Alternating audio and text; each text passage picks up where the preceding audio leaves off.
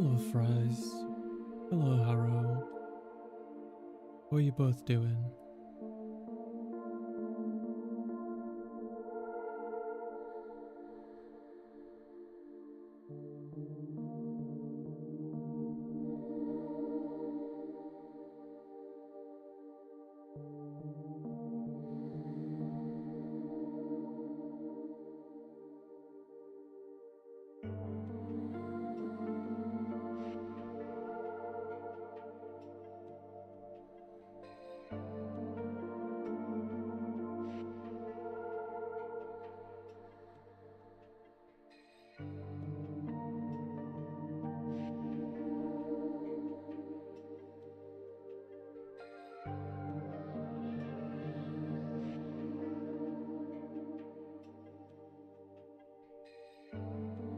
Hello, Fries. Hi, Harrow. Hi, Feather.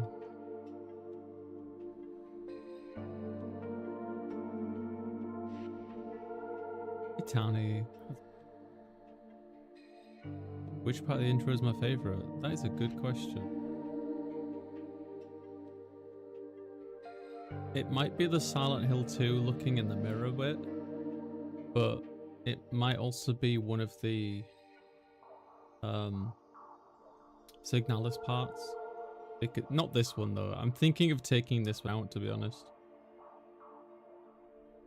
You just got a PF. I'm not sure what that is. I'm sorry, Feather. Hi, Diana. How you doing?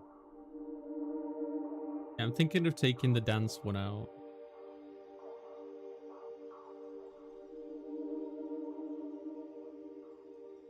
Amanda the Adventurer. That was cool. I'm glad that we found an Amanda thing. Doki Doki lit. So it doesn't look much like Doki Doki, to be honest, but...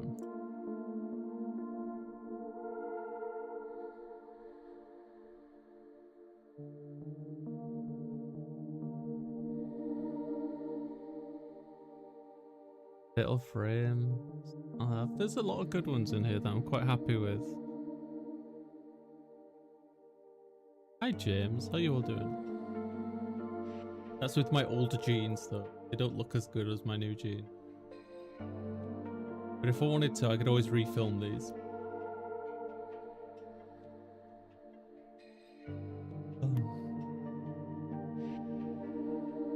How's everyone doing? I'm tired. Like, very tired. Couldn't be this tired. Thank you for the smooch, Harrow. Hi Alex, how are you doing? I'm glad you're well, Jim. Leonard? I'm just tired, Feather, honestly. I'm knackered today. I don't know what it is. Just knackered. I've got like this big thing of coffee next to me, but like, I barely feel it. Sleepy's house, looking at VR chat fish. Good, you do that. Hey Pastry, how you doing? Oh, I missed. I can't reach it, it's too low. Thank you. Thank you, Pastry. Oh. There you go, you happy? Well, a quick one. I'm not in VR. Thinking of hitting the hay after some snacks? You should do that, Harrow. Hey, Jack. My audio's a little quiet. Okay, Feather. It does look a bit quiet, I must admit. There we go. I'm very tired, Jack. How are you doing? I'm very tired. What are we doing today? I did. What's that, Feather? I was thinking of finishing Mermaid Mask. I should be able to finish it today. You're always tired? I mean, I'm always tired, yeah, but like, I'm extra tired today. It's almost like I don't get enough exercise as a full-time content creator. It's almost like I can't take care of myself because I'm too busy.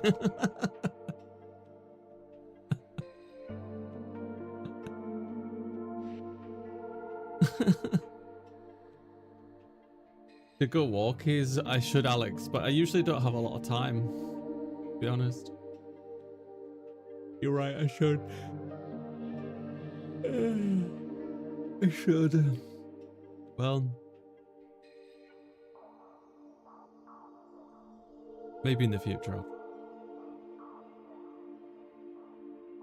But I think chat would rather I take them for a walk.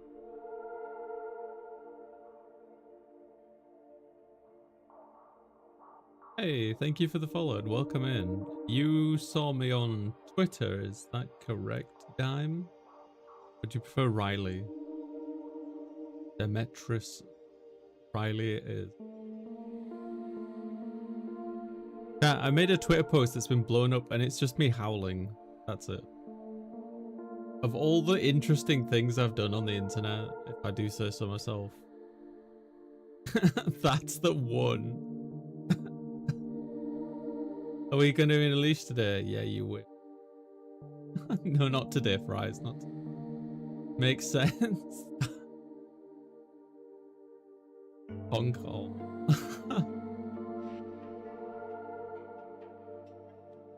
Hey, man. I'm not a dog. You feathered fuck.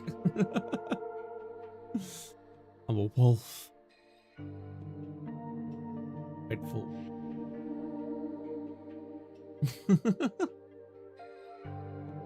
How you doing, Mano? I'm the dog. Bark, bark, bark. Fluffles fears. Hey, Nora, how you doing? On Discord.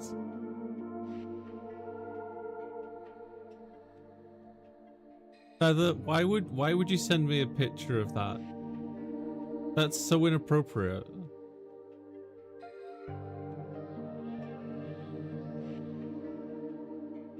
I'm joking. Feather didn't send me any weird images. Being mean. Because it's me. This is who I am. Okay. I'm devious, and I'm sneaky, and I'm cheeky, and I bite. And I play rough. You will love it. I don't know why. Maybe because you're a bunch of...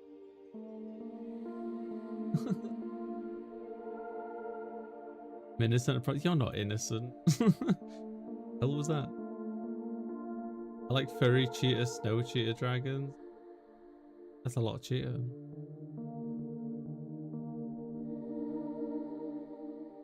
Hey Roxy, how you doing?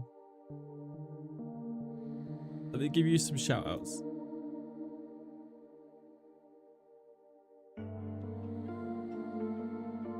Guys, go follow these content creators. Do it. Only you would know. That's a load of hope. I think everyone knows.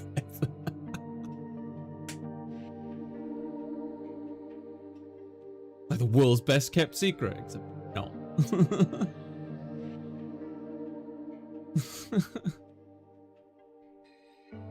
I'm friggin' tired today, like especially tired.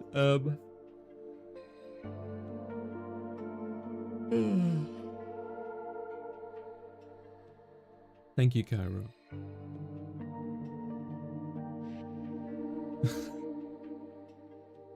I'm so cheeky.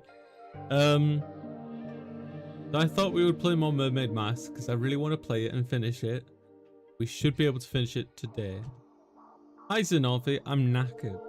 And for those of you who don't know what knackered means, it means exhausted. So yeah, I thought we would finish Mermaid Mask, hopefully. I think I can do it today. Took a little peek to see like a full playthrough to see how far I am. Should be able to.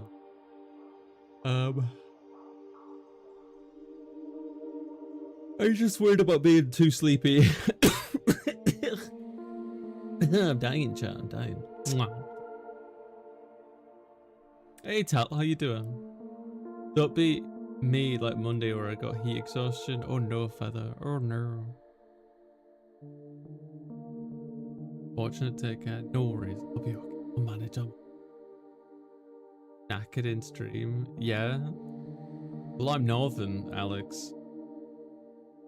How you doing, Cairo? Tal, how are you doing? Tal, could I potentially borrow your sweet, voluptuous shark cheeks in VR chat after stream? Because I need to do some photos in VR. That was weird of me to say it like that. I guess I'm being very silly because I'm tired. Heat index is 102 Monday. That's just when you look at me. Thank you, Tal.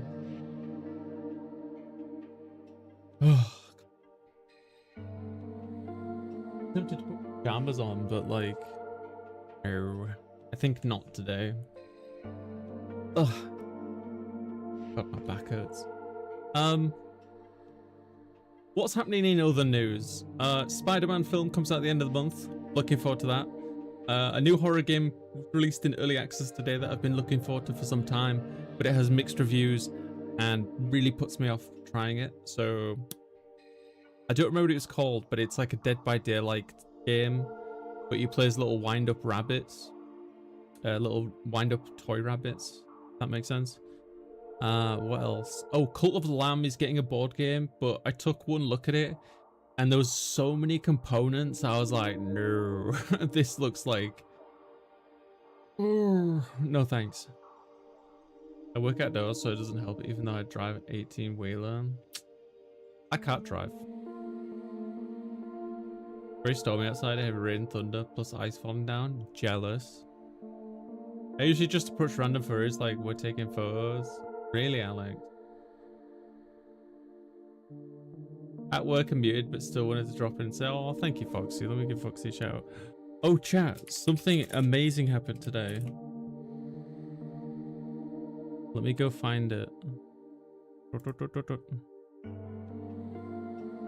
Also, there's this really cute picture I found on the internet. Well, I say picture. It was somebody's like... Well, there you go, Alex. Apparently Alex wants to pick me up and take me somewhere. I thought this was really cute and funny, so I print screened it to show everyone. Where are we going, Alex, huh? You're gonna take me on a date, is that it?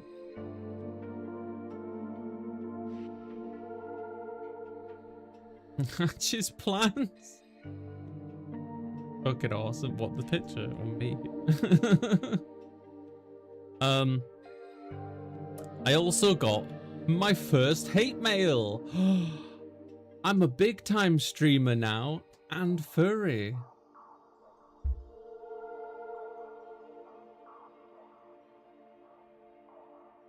Ta-da! What the fuck? A big shot. You're jealous, aren't you?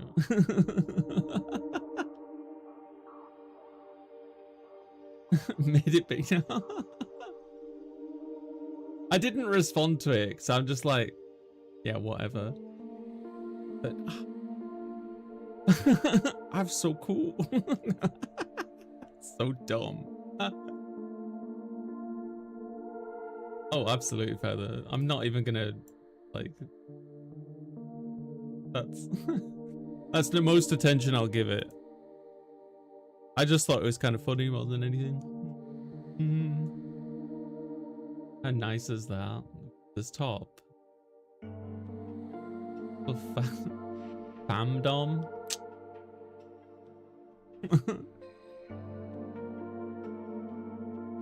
Downfalls like hasn't been growing on YouTube. I just flirt with them. You treat hate messages on YouTube like I treat monsters in in horror games.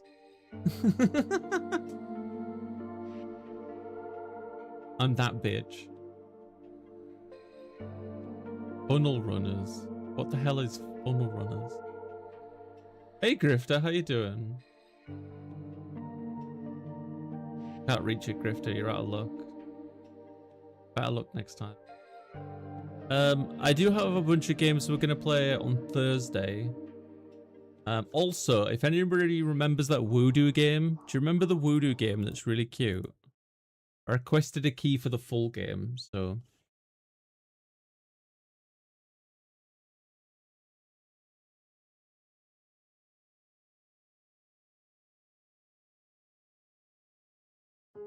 We all keep our favorite moments close to us. I hate this Somewhere like safe. interruptions thing. This box holds It's in the most inconvenient place. Welcome to Widow. So yeah, I've requested a full key for this because it's so effing cute. Why not? Let me show you. Don't know when that'll It's come simple. through. Just drag each object to its place. On Thursday, Assembling we the got to story. do another Piece by Viveverse piece. promotion Cat at the to beginning cat. of the stream. Cat to cat. And then we need to play. One I was summer, given a key I was for sent to the countryside. You know, a game place that's not like marked on any map. uh I used to be what's such it called? a I city can't remember. girl. Always It's on like a my feet, always busy. first person Spending my action whole summer in a RPG game. forsaken village? No thanks. Wait. But here Sorry. I am. Kingsfield, yeah, Surrounded it's by a similar to gang of Kingsfield. Not beasts. this, the Clearly game we're thinking going to play on they're the Thursday. biggest deal around here. But who would And then I was believe given a them key for another so game we're going to play on perhaps a Thursday as goose well. So grandma we're going to do our always video says game they're just promotion on sneaky. Thursday. I had to fight a Not sneaky Thursday, for goat fuck's every sake. day from my own backpack, cheered on by the Saturday? laughter of the tiny yellow Yes, on goblins. Saturday. And that's how the Day. story starts. We're going to be My doing first day in a sweet village, Mermaid full of Mask, which is what joy, I want to do. friendly faces, I'm and just so welcoming tired. warmth from the locals. Let's catch up Lovely with chat. place. Storm chasing game? Oh! You know, everything changed when I met I don't have an understanding of Ben. this subculture, so I'll do easiest thing, which is hit. Yeah. True. Hi Candy, how you doing? There you go. How'd you feel?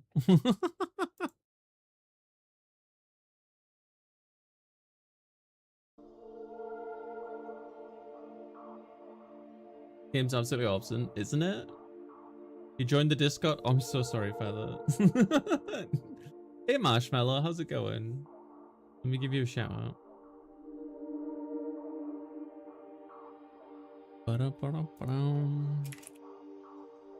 Marshmallow bits. I like marshmallow. The candy as well as the streamer. Oh. Who did this? Who put me in a dress? Candy, where are you gonna take me? Is it a nice fancy place? The stress is fucking low, isn't it? Check out Marshmallow. They're very sweet and bubbly, and not all grumpy like me. That reminds me, I wanted to put Sundere in the tags.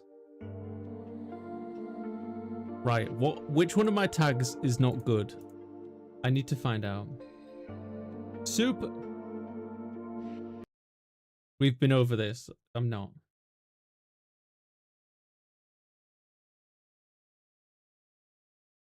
No. No. Damn it.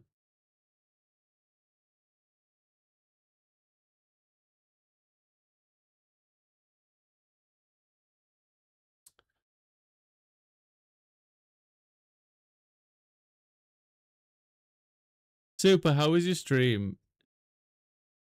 You have English twice? I do. Oh, I do. Thank you for pointing that out. Didn't even realize.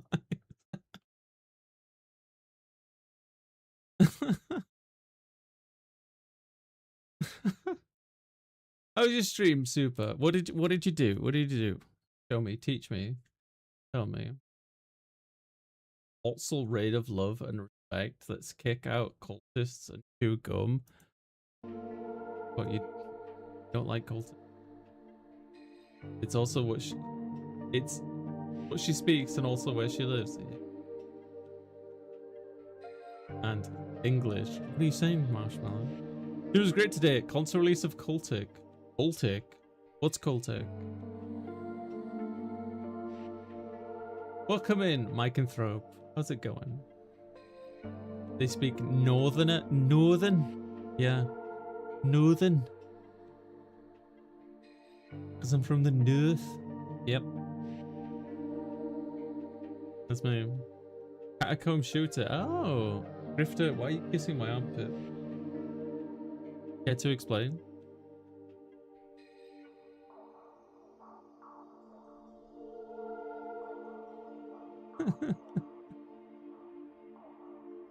A horror action FPS from only one person made. Ah, there. Is it cutting out the potentially dangerous stuff on stream? Because I had an audio cut a few times. Maybe. I don't know, Snavi. Is it when the raid alert begins? Maybe it is. I don't know. Weird. Alex, get back to work. Staring at me. Hi, Strive. How's it going? I feel like I need like an office space now. Hi, Fishlap. Super, thank you so much for the raid. Guys, go check out Super. Let me make sure they got like a promo shout out.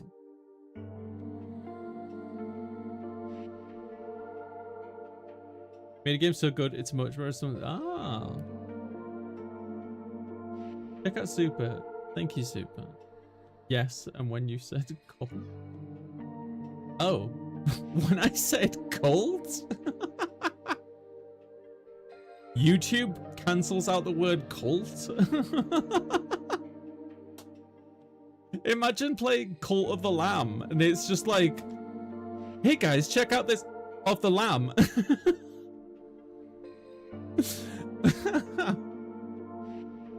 I'm good, Super. I'm good. I'm good. I'm just tired, but I'm good. You know, busy all day, every day. I got to do some more photography in VR later today.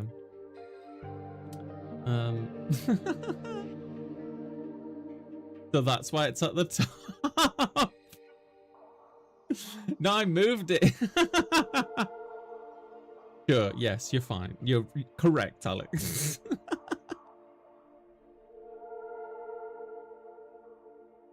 I'm a lamp. Yeah. Is that because you glow? Okay, now it's not cutting out. I had no idea what happened. Friend, what's a lamp?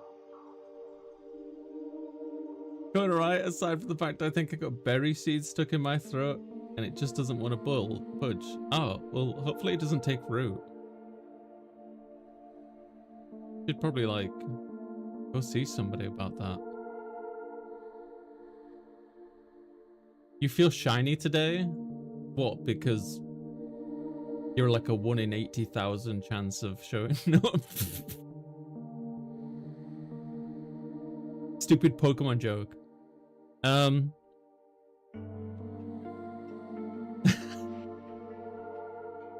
I'm silly. Should we start the game? Before I say more dumb stuff. Yeah, if I was gonna make a cult of the wolf, would you join? Cliche ass cult.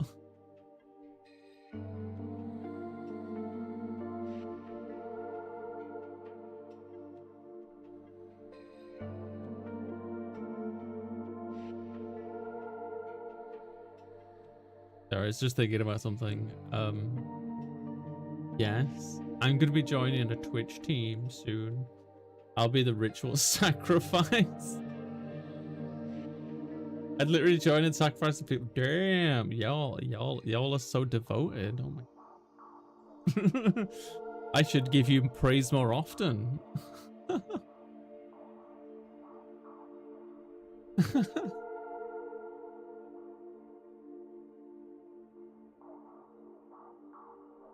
Yeah, let's get the game going.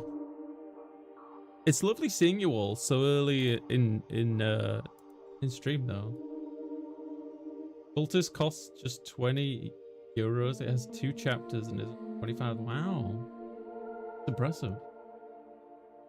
Speaking of odd censorship, the Wi-Fi business I've built as Twitch for some reason, but not YouTube, Twitter, or TikTok. Strange. Very peculiar. I better shrink down. I know you all like big girls. Which is, you know, I would say based, but like...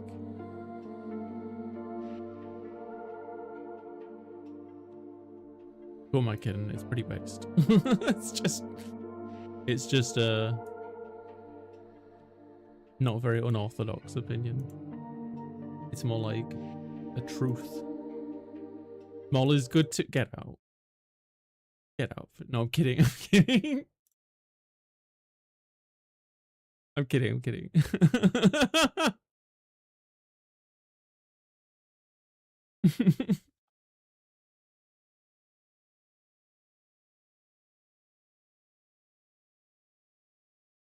Oh, you know what? Pokemon Marvel Assemble beta is live tomorrow.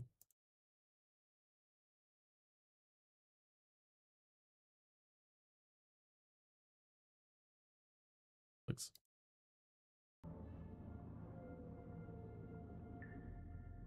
Sorry, I keep having to click in and out because I'm forgetting something.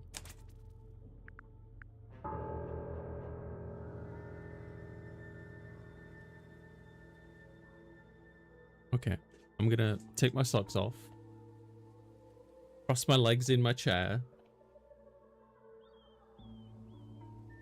Did you ever get in your hands a PS5 version of Succubus Don't Stream? It's completely uncut. That's a really random thing to say. Holy shit, Super.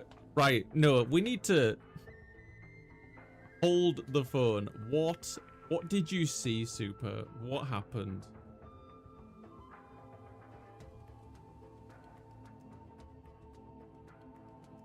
You can't just say that and not expect me to pull on that thread.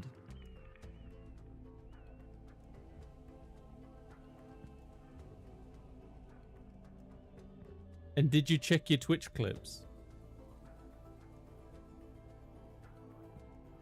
Feet pic? No chat.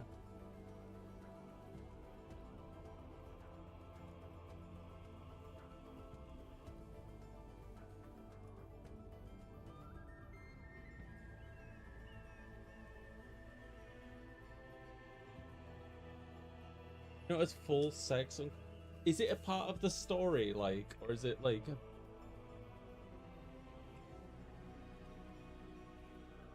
Because, like, there's a sex scene in Witcher 3, but that doesn't break Twitch TOS because it's, like, a part of the story, so to speak.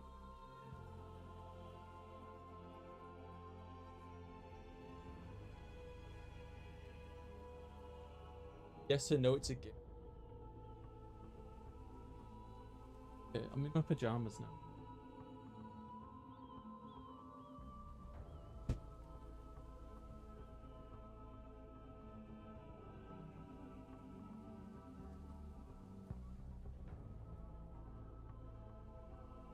Too warm for clothes, chat. Too warm for clothes, okay? Okay, right. My name's DelinquentGhost, but you can call me Delilah or DG. Did that too fast. My name's DelinquentGhost, but you can call me Delilah or DG, and I'm full-time horror content creator on Twitch and YouTube. And this should be the final part of the Mermaid Mask. We've got work to do. Yes, we do.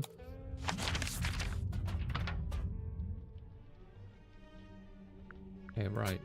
So everybody is in a checklist. Oh.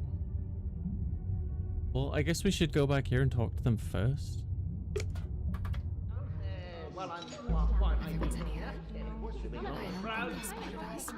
Let's stay back here. Maybe we can listen in on what they're each talking about.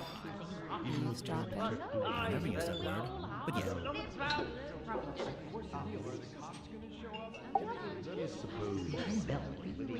Is the iron bell really not related to the crime scene? Maybe I should start locking my door when I'm not in. Safely concealed in the bunkers. Oh, I recorded my TV opening the black box.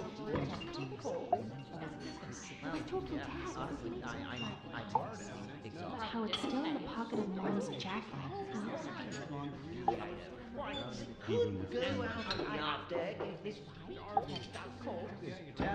Wouldn't let me swim in the pool.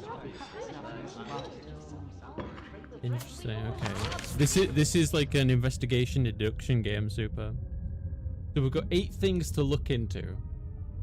Dome, tank, hexball. Well, we already know what's behind the the shelf. So let's go into that. Any suspects, by the way? Honestly, not as of right now. Let's take another look at this bookshelf. Why don't you reach in? Maybe there's a switch or something on the other side? Why don't you? Because I absolutely do not want to. Ugh. Here goes. Got it. Dream chamber. There's another room back there. Hello? Hex? Is he still asleep? Hello. Sorry, you startled me. Hex is my friend. I may be of help. His thoughts and memories are wrought visible upon his skin. Surely you wish for him to think upon the last time he saw Magnus Mortuga. Yeah, sounds good. What's she doing? She's just tapping the glass. Shh. It is done. Thanks. I was never here. Wait, where'd she go? Never mind that. Take a look at this. The last time it saw Mortuga, the bell was on top of the cauldron. You see that? Can we examine it? Mortuga, okay. Okay, let's go in here then. The bookcase moved. It was a secret door. Sally, you must be thrilled. My secret door quota is well on the way to being met.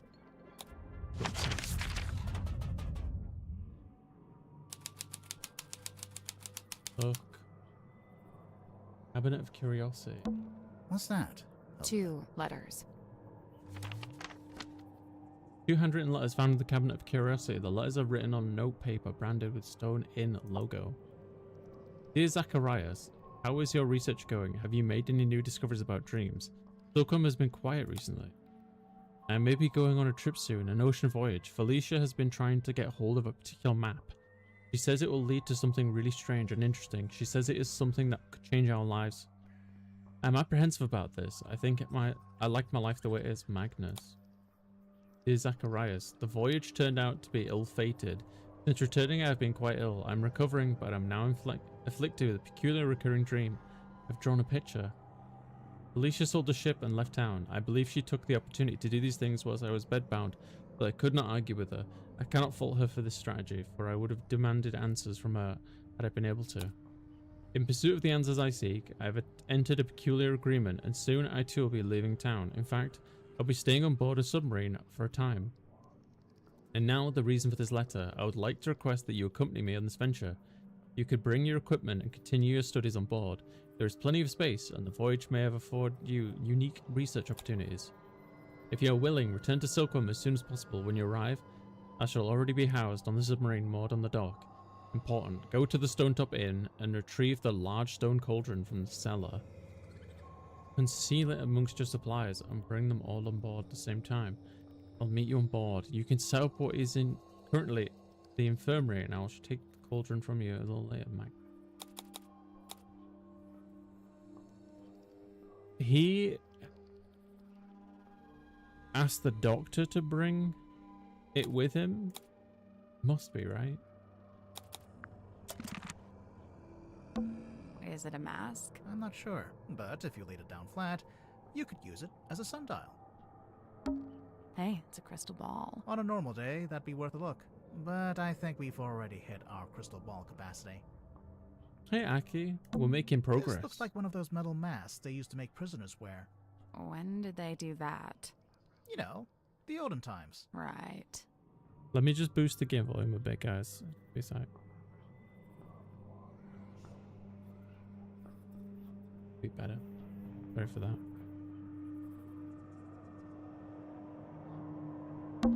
I don't know what this is, but I can't seem to look away. Sally!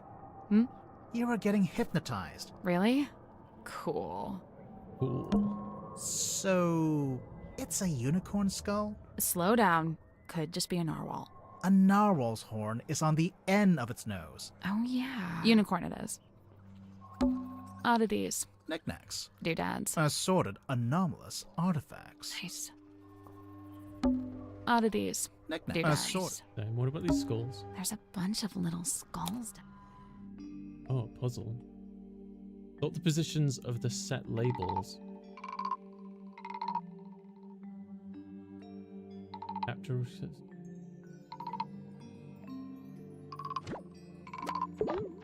So, spot the positions of the set labels and the skulls. Tap to rotate the skulls. So I need to get 3 that have this. Oh, I see, but there's like how many that shake? 2, 3. And was there one more? No, is there only 3 that shake? It looks like it. So let's just do this for now. There's definitely only 3 that do that. And there's 3 that have horn. Moon symbol. I only see 2.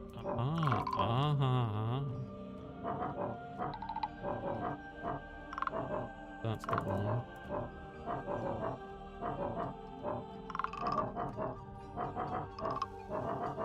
Okay, so not that. But there's a pointy nose. Oh, I see. So pointy nose. 1, 2, 3, 4. So pointy nose here. One's go there. 1, 2, 3 with jaws. That makes 1, 2.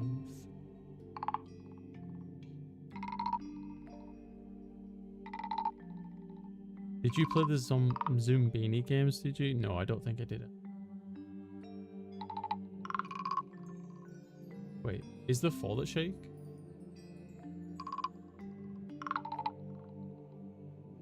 But there's 4 with eyes, so...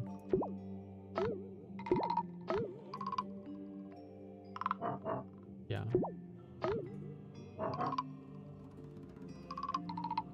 He's concerningly funny.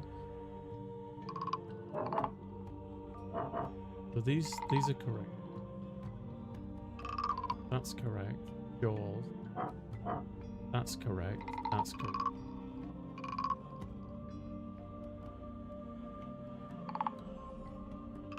Oh, that was it. Nice work. Got it. Now what?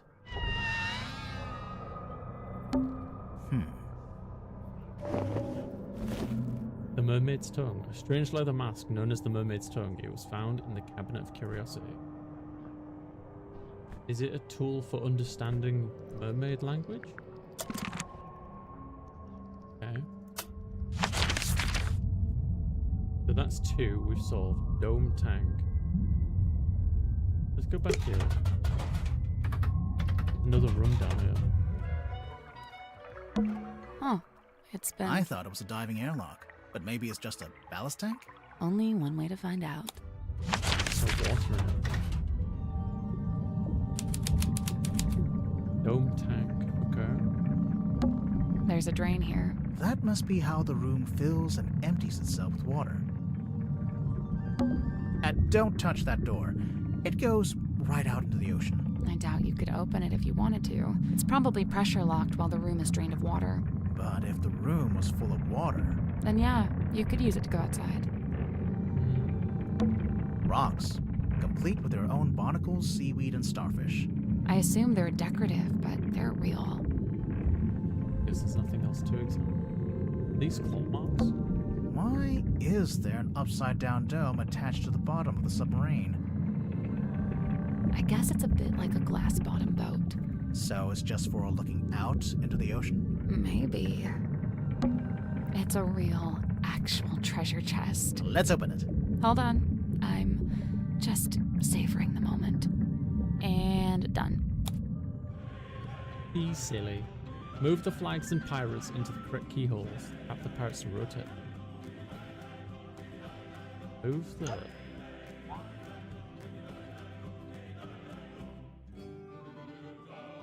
Move the flags and pirate into...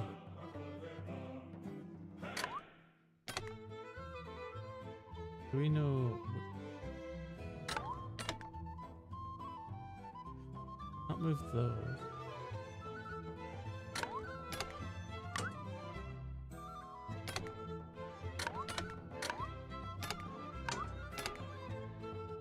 These flags indicate.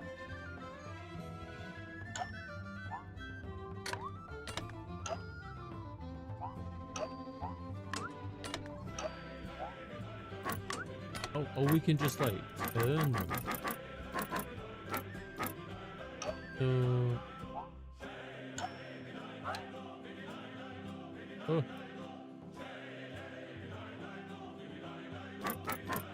How do we know which one? 3, 2.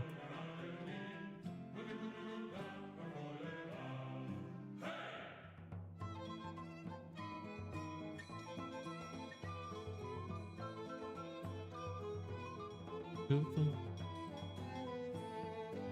Hello, Sonic. Stick a clue. Nope. So there's 12 big keyholes. Those are for pirate keys.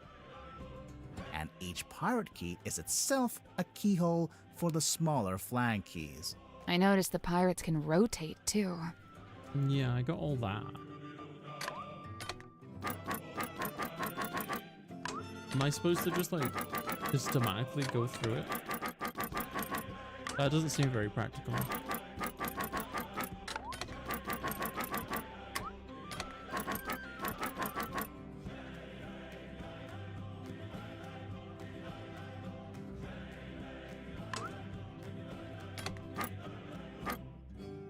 If he's looking at that.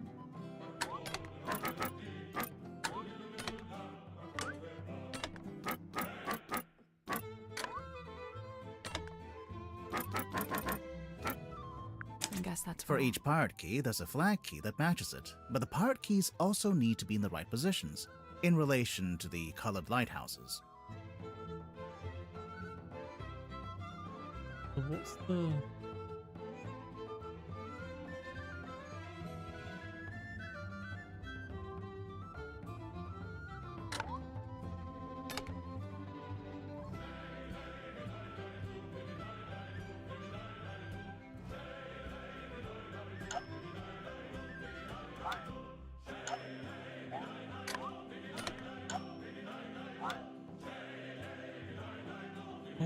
Oh, this is the eye patch, right? Maybe? Is that what that is? Or is it this, do you think?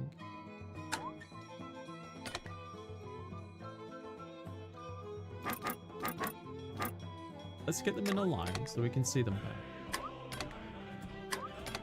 Right.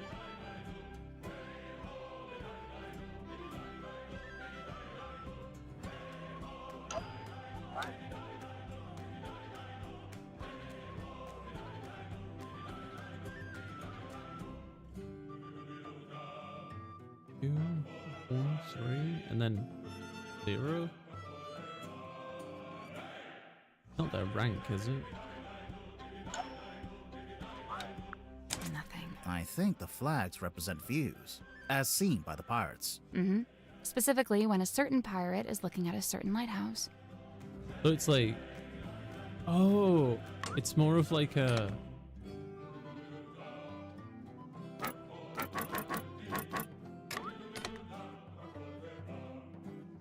So the lines here. Oh God, do I need to...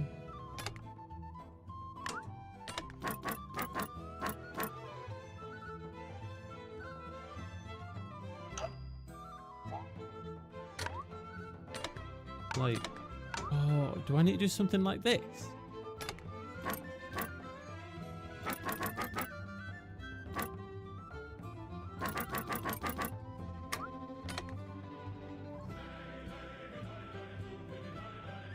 That doesn't feel right though.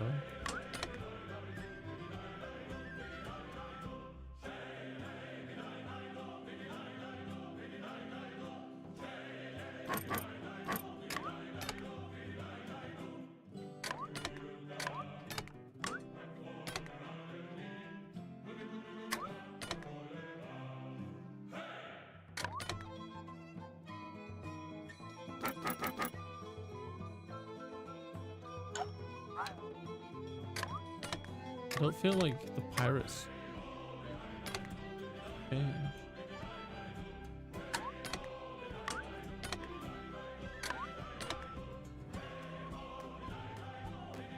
So that's his view. He's looking. Oh, get it. Okay. So that black part is his hat, I think. His vision is totally fine.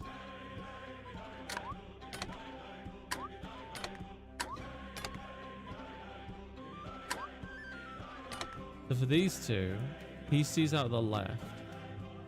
So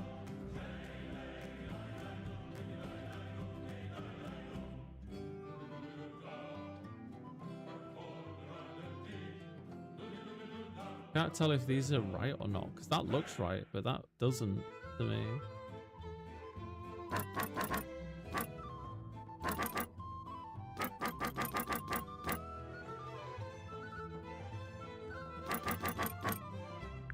Nothing. I think the flags. Specifically, when a certain pirate. Okay, well, I think we're onto something, but we need the right positions of the pirates too. But I don't know what that would be.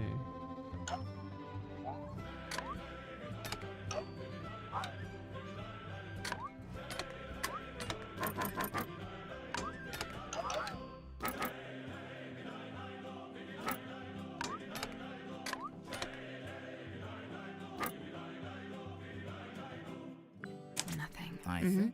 Specifically. I was onto something then.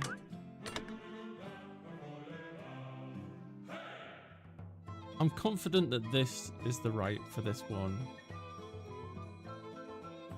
He can't see out of his left. So maybe it's like this. That doesn't seem right to me though. Yeah, because that would be the right eye, yeah?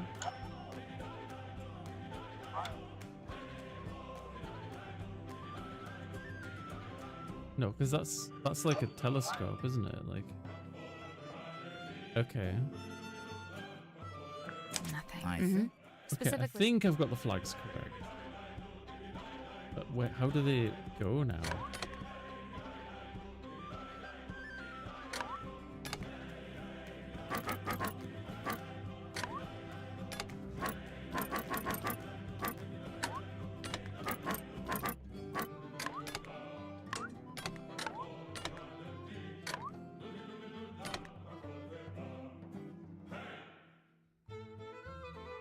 Nothing. I think the flags. Specifically, when a certain pirate is looking at a certain lighthouse. Yeah, but from where?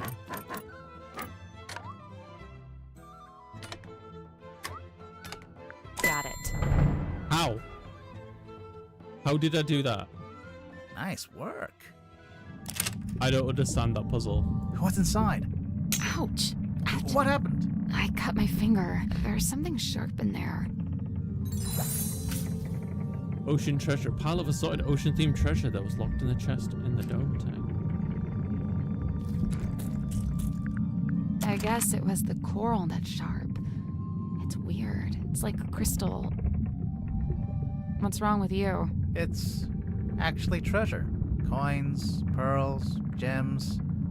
Standard treasure. You were hoping for something else? I assumed to be something weird. Something confusing. Something to turn the case on its head. You know?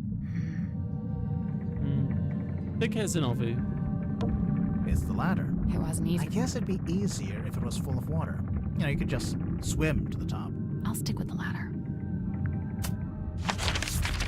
Okay, so the airlock grotto, captain's jacket. Do that one.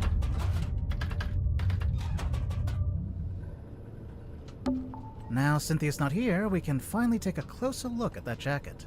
We could, but it's still locked behind glass. There must be some way to get at it. Well, there's an electronic panel over here. Some kind of switch, maybe? Maybe just collapse.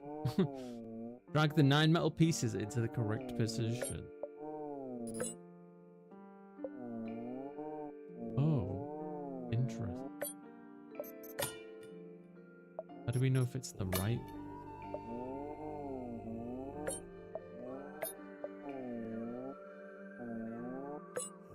Gotta be 3 pink, 1 red. I mean, would it be like red at the top, maybe?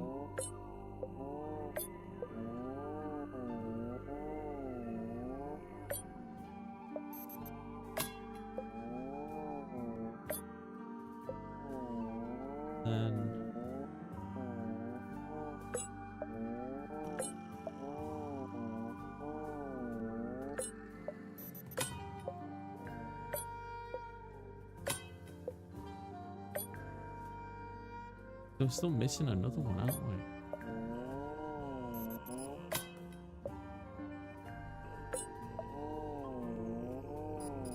Oh no, we're not. I just can't count because I'm a buffoon.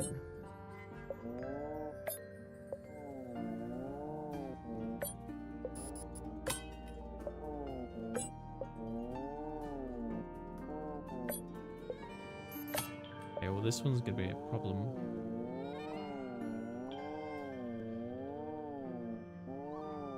If I do this, purple wants to.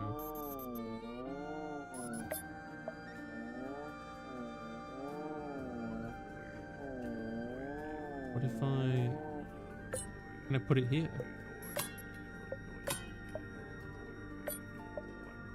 Can I do that? Oh, that was it. Oh, okay, I can do that. Nice work. Thank you for 120 stream streak, JJ. That is insane.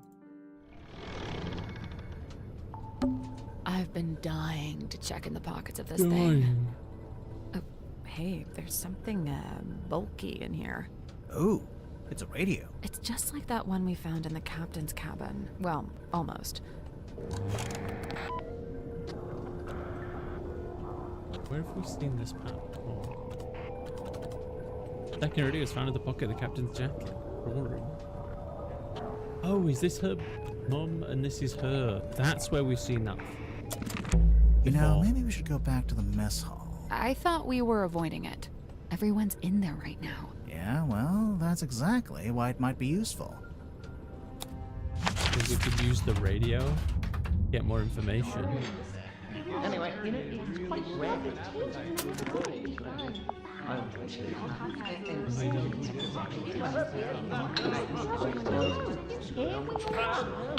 I can't use them. I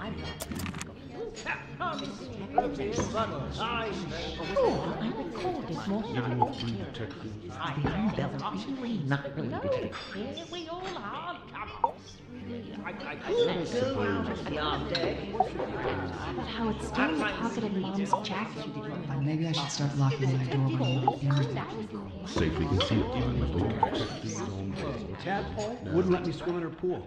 Well, yeah, honestly, What's new? I don't know what's new about that. Okay. The black box. So.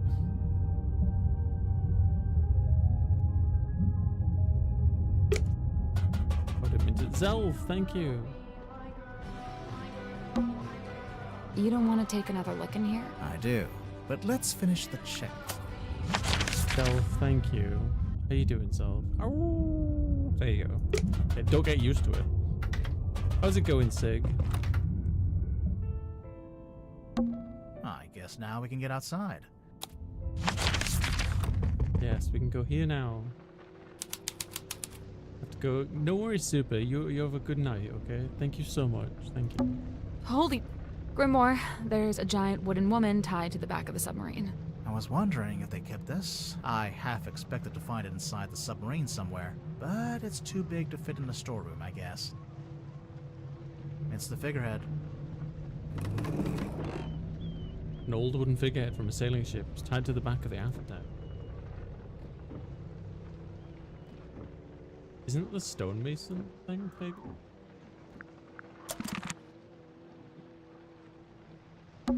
Or. Or what? Or. It's the other or. From the rowing boat on the foredeck. What's it doing over here? Tadpole told us she threw it over here. And it got stuck in the wall. And hasn't moved since. Seems like it. It's the mast. It's been snapped in half, and it's leaning to one side. A bad storm, maybe? Are those... They can't be. Wouldn't they get washed away?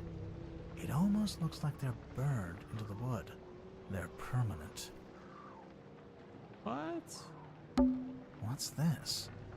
I don't know what it's called, but I think that's where you attach the wheel. The ship's wheel? Yeah. Yeah. It's the aft deck. It doesn't look anything like the foredeck. Of course not. This is a different ship. It's the aft It deck. doesn't- Of course not. Is there anything else to... I don't think there is. But... It's the aft It deck. doesn't- Of course not. We arrived at the submarine just before sunrise. And now it's sunset.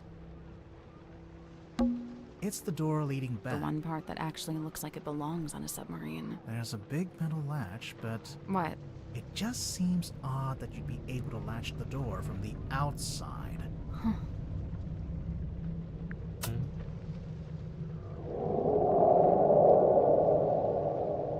Hello? What? Hmm? You just said something. No, I didn't. But... Never mind. The monster, innit?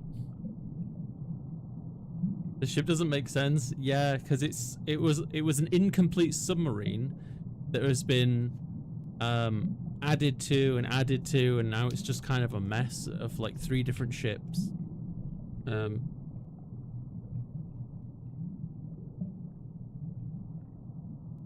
Sorry.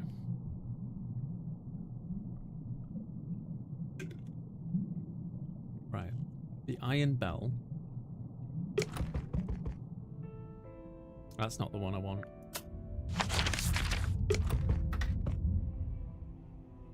Thesis ship but messed up. Yeah. Maybe it's time we took another look at this iron bell. So, we've been calling it a bell this whole time. It used to be bell. It's not a bell at all. It's not a bell at all. It's a mechanism that connects to another clue. It connects to this.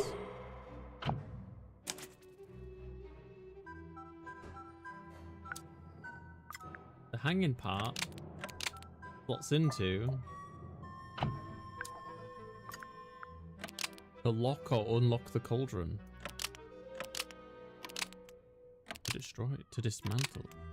The hanging part slots into the shape on the lid to lock or unlock the cauldron. If the bell attaches onto the top of the cauldron, then it must be possible to move it down into the room below, into the illusion theater.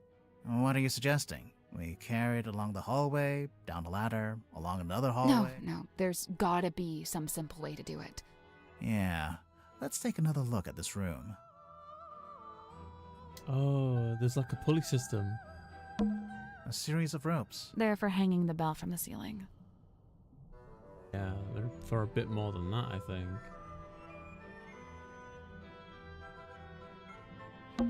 Should we move the table? I'll let you do that. Should we move the rug? Yes. Me again, huh? Should we move the lid? I can take this one. Wow, thanks. It's open. Looks like it's exactly the right size for the bell to go through. So what now? Do we just turn the rope winch ourselves? I guess we could, but it's probably easier if we use the handle. I don't see a handle. That's because it's not in this room. Ah. Oh. Where would that be? In here? Surely not. Surely it would be in here.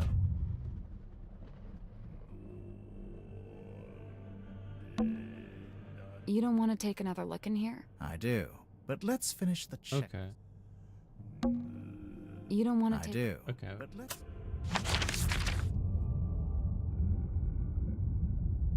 Black box and the airlock grotto.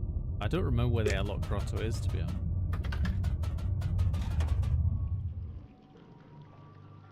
This is the bilge. I don't think I'll find anything in the bilge. Yeah, this I room's... kind of like it. I knew you always liked the worst.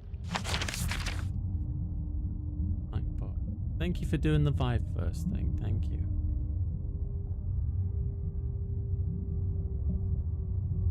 I don't remember which room deck. Let's talk to Tadpole. Mwah. Most of what I've done, well, I'm... Maybe I should start locking my door when I'm not in the mood. Oh, is this the airlock grotto? I think it's the lid that fits over the airlock. So there's no lid? What if it floods? Then we drown. As long as we're aligned on that. It's a ladder. It I doesn't go- imagine it's for lowering into the hole so you can climb down. Oh, Or, you know, you could use it to display your collection of rust. that's a big mirror. It's the kind of mirror you'd walk through. You've been to Mirror World? On reflection. Well, tadpole. Thus, you're free to start breaking her belongings. Aha! Hmm. It's about time. What, do I have to choose what I'm going to use to break this open?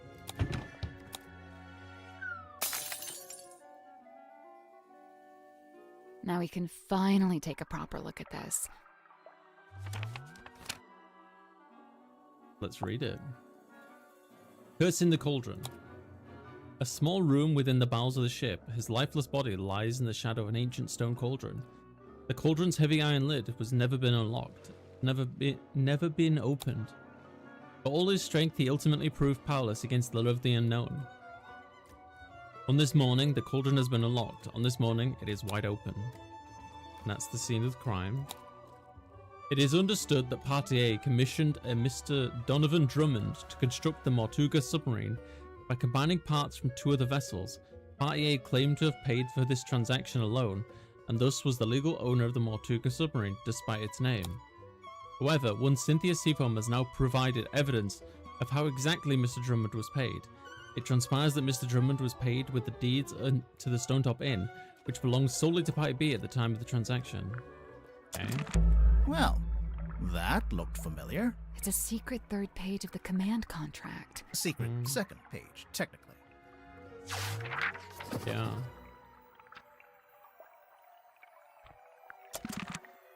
Most interesting. Right, the black box.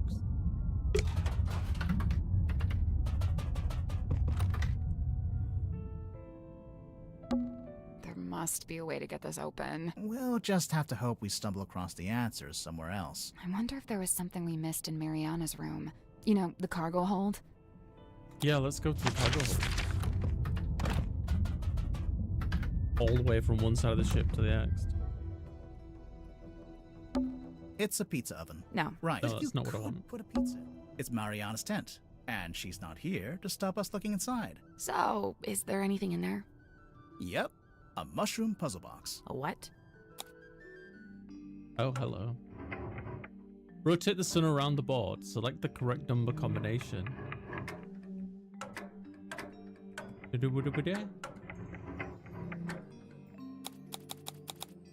The correct... Rotate the sun around the board. But what... I don't know if I know what the correct... Evergleam... What are these mushrooms?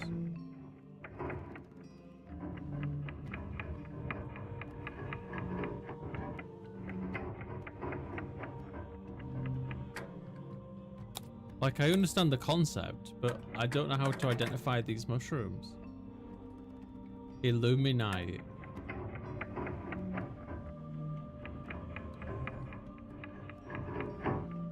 Oh, and they act differently as well. Look, that one. So that one illuminates at night as well. So that's 2. That's 3.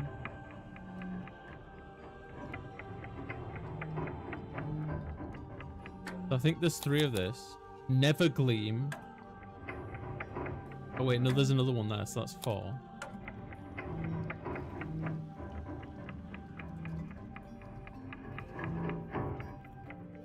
Day glow. So ones that glow in the light. So is that like 2 here? 1, I think.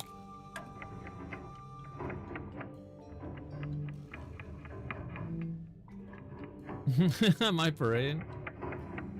It's not that hard. I still don't understand the pirate puzzle though. Hey V, have a good night. Good luck puzzling. Thank you, V. You should try this game for yourself, V, if you get a chance. It's really, really good.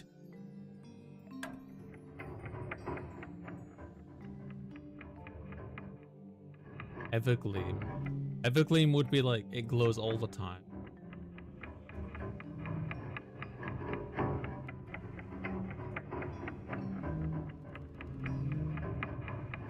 So is that 2?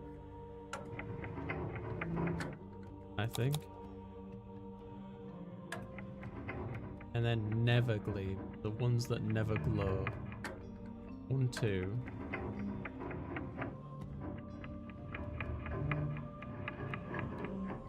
3, 4, 5. I don't think we got this right on the first try, but That's not it. I yeah, guess yeah. there's 4 types, but I don't think it's anything to do with their shape or size. Yeah, okay. But I think we're on the right track. Hi Kaya, how's it going? Is this the full game? This is the full game, V. And if you want, I've got the other parts up on my YouTube channel already. Right, let's start from the top again. Day glow, so it glows during the day. So I mean, what, 1? 1, that's 1. That one doesn't count.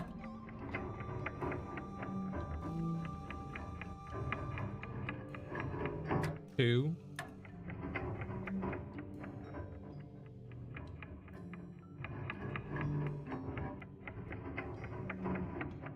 So I think that's 2.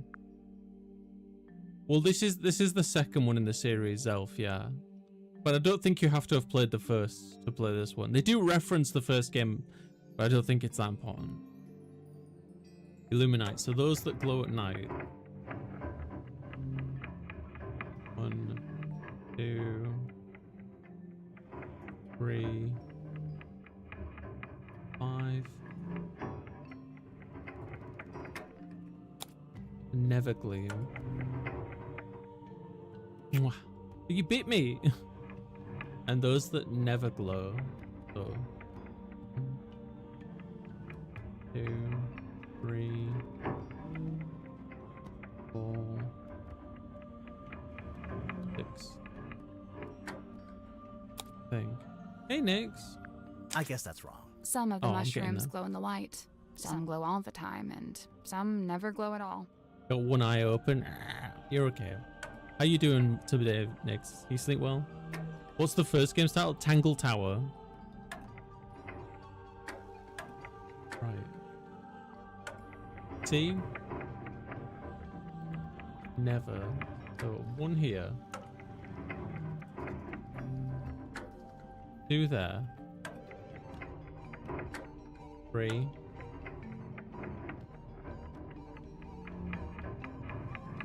Ah. 1, 2, 3, 4, 5.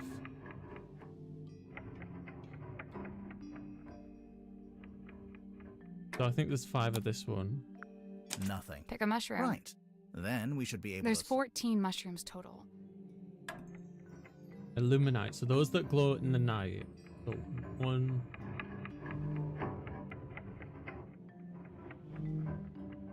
2, 3, 4. Nothing. Pick a mushroom. Right. There's 14 mushrooms total.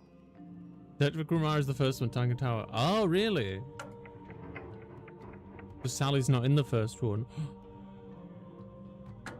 So Evergleam. So ones that glow all the time. 1.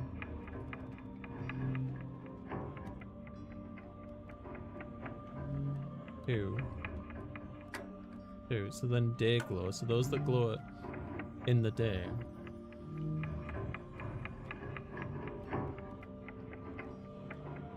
2.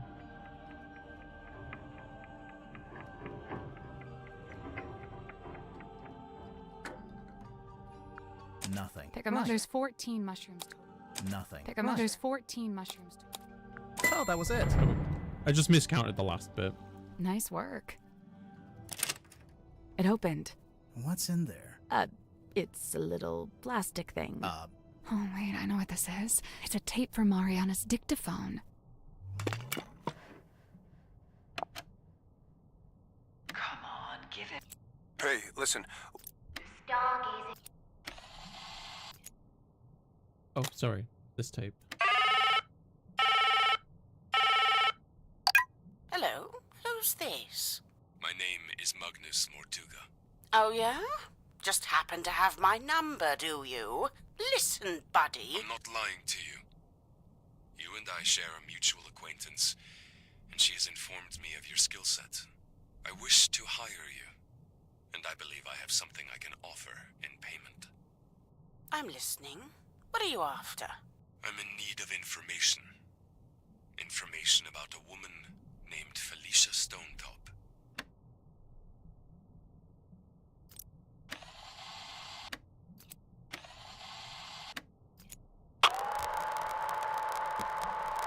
I really don't know why you're here. This doesn't concern you. Even if it does, it is wholly unrelated to our unfortunate voyage.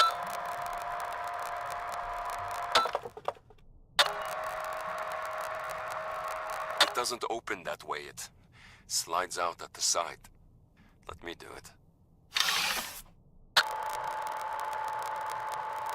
There's something inside. Wait, what's this? What? That recording. It's Mortuga opening the black box. It's what Mariana said she recorded while she was in the control room. And just like she said, Mortuga's having a one-sided conversation. I think it's missing half the audio. If only we could hear the whole thing. Even as it is, I'd say this is a pretty important discovery. Oh? We finally know how to open the black box. Do we? Yep. It's no wonder we could... Sounds like Lestat. I feel like you'd say that about any smooth talking accent. Maybe there is a way. Push, push. It slides out at the side. No. Oh. Chapter 4. The box that was actually really easy to open. Oh, you dicks. It's a film reel. Let's use it. This one. The rain is incessant, but it's oddly localized, like a local biome. Fluid. What I believe to be amniotic fluid is being diluted. I'm curious to see what happens. We believe it was born here long ago. How long, I cannot say. We found traces of its pilgrimage to the south. It's barren for some miles until, of course, you near the coast. Follow the line and you'd come to a small settlement known as Silkworm. It may be endangered, or it may hold a position of insight. I'm not sure. I'd like to suggest one of you travel there and find out. Faustus, I thought perhaps this might interest you in particular.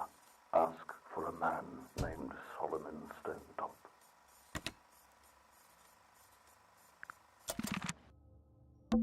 It's a scroll. We've got the other half of this. I know you wanted the coordinates. Look, this is the boy is on the top half of this, and this is the cauldron and the bell. I know you wanted the coordinates, but I don't know them, so this is all you get. If you don't know how to make use of it, that's your problem, not mine. We put it all back where we found it, with the exception of the key, which, as you're well aware, has been safely around my neck ever since. Remember, it destroyed my father within a few short years. He was a man of sturdy constitution, too. Or he had been, before we found it, before she spoke to us. A wise man would simply put the entire thing out of his mind. Yeah, I know. Should we put it back together? All in good time. It's an envelope. Black-edged mourning envelope found in the black box. It's been ripped open at the side and is currently empty, so somebody knows what's inside. Governor Faustus Fellow and Selena Stonetop. Governor's Manor, Fellow Estate, Ponder Hill, Silcomon Sea. Is that all there is? It's empty. Those black edges. Yeah, It's a mourning envelope. It's used to send news of someone's death. Is that everything? Nearly. There's one more room we need to revisit.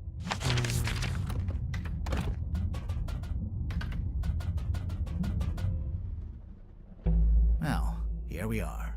One last time. There must be some way to get the iron bell to lower onto the cauldron. There must be a way to... I think we should probably shut the cauldron first. Good call. We'd better shut it. Good call. Take care, Zenobi. There must be a way to lower the... Is it underneath this? There must be a way to lower the iron. There must be a way to lower the iron. Let's leave it shut for now. Yeah. There must be a way to lower the iron bell into this room. Yes, and I see this wheel here. There must be a way to lower the... There must be a way to lower... That poster. It's taped to a pipe on the wall. The pipe looks a little loose. Do you think it's supposed to move? What? Oh, that's so sneaky. No wonder it was upside down. Ah! Oh, that's so sneaky. What do you know? It fits perfectly. So when the iron bell is placed over the cauldron, it can be used to lock or unlock the lid. It could, if we can work out how to activate it. Oh, okay. Turn handle. Of course, it's not as obvious as it seems. Yeah.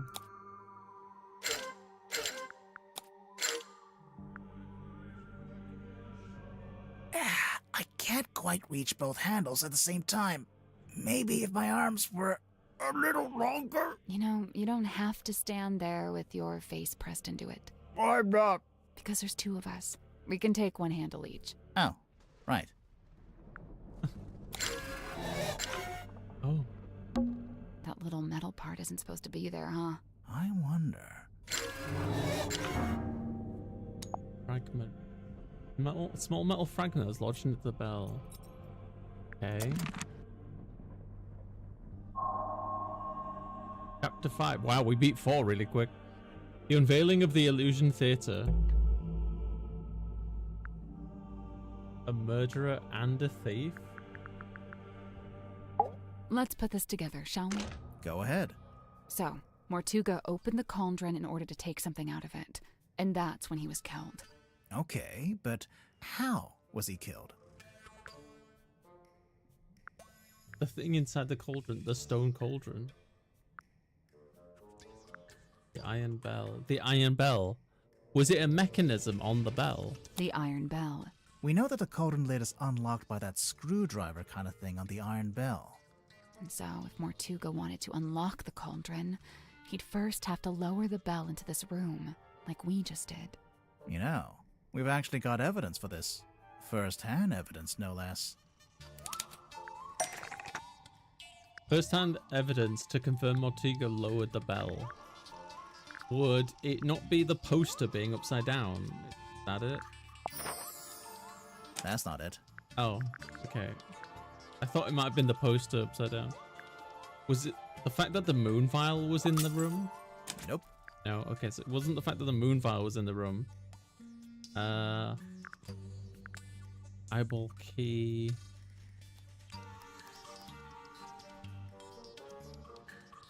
Underwater photo.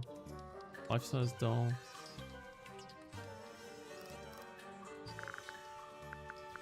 Moon photo. Not that. Tailcloth.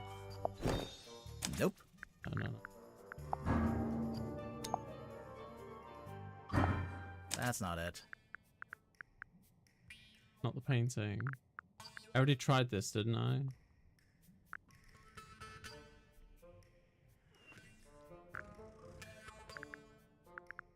Oh, diamond lights. Not the film projector. It might be the doll.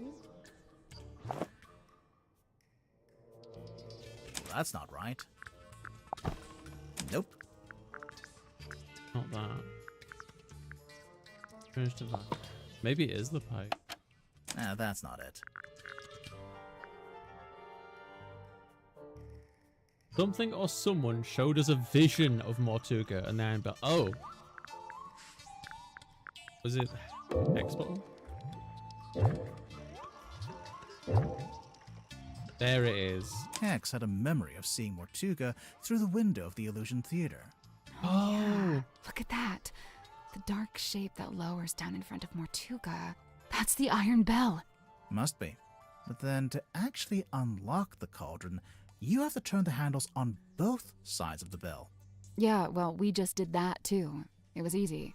I mean, sure, if you've got two people taking one handle each, but how did Mortuga do it? He had help from someone else. He used a special tool. He had help from someone else. Kidding, obviously. No, then okay. to actually unlock the cauldron. Yeah, well, we I mean, just... sure, if you've got two. But how did Mortuga do it? Just did it by himself? He used a special tool.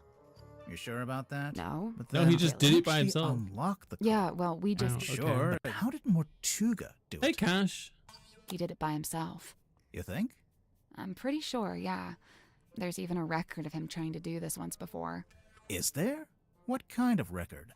Felicia Stonetop's diary, from their time on the Dearest Selena. Magnus put his arms around it to turn the things. He can just about reach, but I told him not to do it like that. Might not be safe, since we don't know exactly what'll happen. So I said we could do it together, one each. So Mortuga could do it by himself, but only just. Right, only just. In order to reach both sides, he had to place his body directly up against the bell, just like you were trying to do before I told you not to. And that's what got him killed? What was it about the iron bell that killed Mortuga? Thing wedged in the side?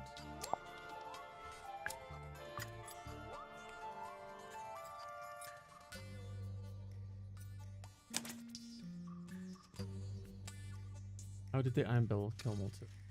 Metal thing glued, was designed to fit into, was wedged into the iron bell to keep Mortuga out of the illusion theater, to kill Mortuga when it fell down, to trap Mortuga,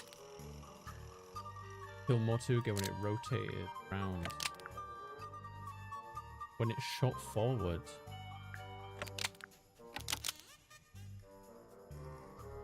A metal thing wedged into the iron bell to kill Mortuga when it rotated round. The metal thing was wedged into the iron bell to kill Mortuga when it rotated around. Mortuga was cut straight across the neck when the upper section of the bell swung around. We saw how fast it goes, and it's really heavy. It must have a whole load of force behind it. The little metal thing, it's not actually part of the iron bell. Someone must have put it there. Right, the culprit, presumably, knowing it would kill Mortuga if and when he tried to unlock the cauldron. Only it's, kinda small. Even if you did press up against the bell, I'm not sure it's long enough or sharp enough to cut you. It didn't actually kill Mortuga. It's sharper than it looks. It was longer, but it's been broken in half. It could have been longer and then broken in half and then like embedded into his neck. It was longer, but it's been broken in half. The part sticking out of the bell isn't the complete murder weapon. It's a fragment left behind when it was broken, presumably when the culprit took it back out. A fragment of what? A knife? It looks kind of like part of scissors, doesn't it? You know, like a handle on scissors. Something taken out of the black box. Something that belonged to the culprit. Something that belonged to Mortuga. Fragment of what? Something that belonged. Yeah. Something that belonged to the culprit. Really? The part sticking out. It's a fragment. A fragment of what?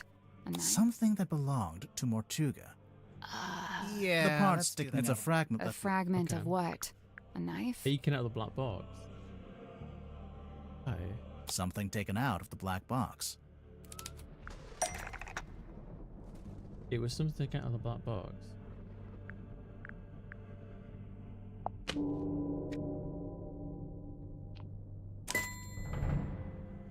Which part shows what's been removed? Hit him. The postmark? This is the right clue, but we want a specific.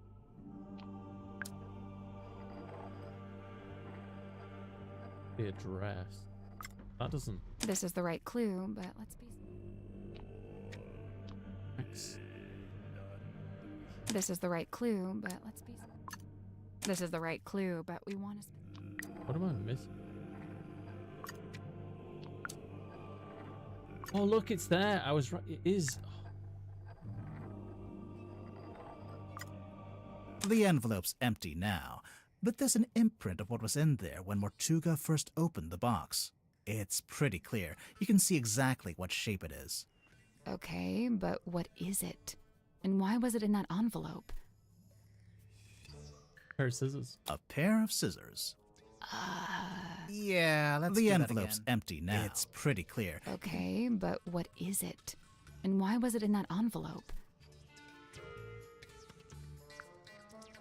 A knife. Yeah, it's that's pretty okay, clear. But what is it? Does and that why look was like it in a that necklace? envelope? A necklace. Picture of someone wearing the necklace. Oh, it's this. We'll get to that in a minute. Okay.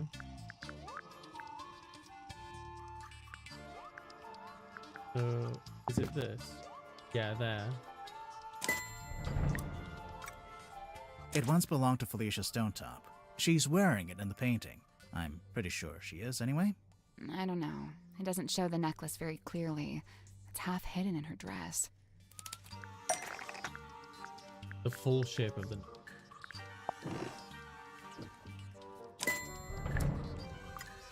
Here it is, as worn by Selena Stonetop, Felicia's mother, who presumably passed it down to her daughter.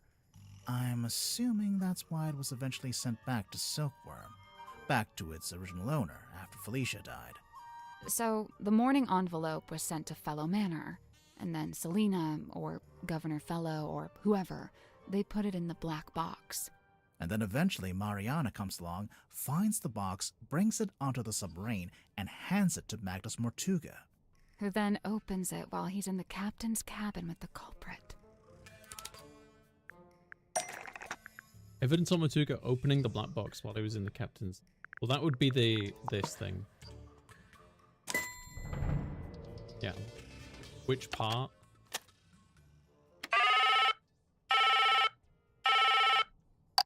Hello, who's this? My name.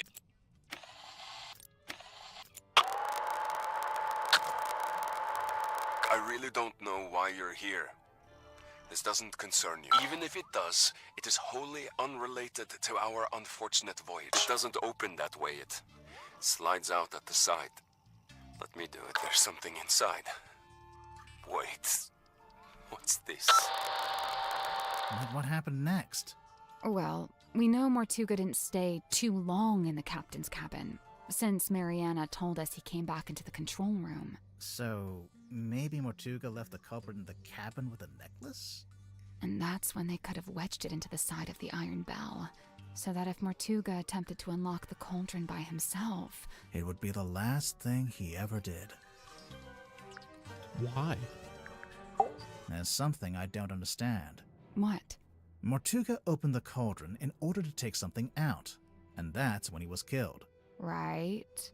So why was the cauldron empty? Why was the cauldron empty when we found it? Mortuga emptied the cauldron before he was killed. The cauldron was always empty. The culprit stole the contents. Maybe it was always empty. The cauldron was always empty. You sure No, about that? not really. Right. So why was the cauldron empty? The culprit stole the contents of the cauldron. That's the only way to explain it. But how did they get to it? How did they get to the cauldron? You mean because the room was locked?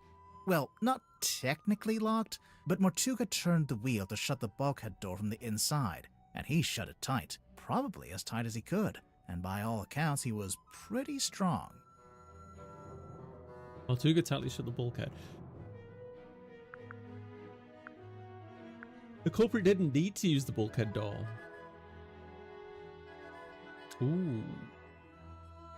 Because they were hiding in the little bookshelf thing. The culprit didn't need to use that door. Culprit didn't use the illusion theater bulkhead door. How did they access the crime scene? You can access the illusion theater via the bilge, but I think you can also just be hiding in the room in the illusion theater. That's not it. That's not it. Okay, my mistake.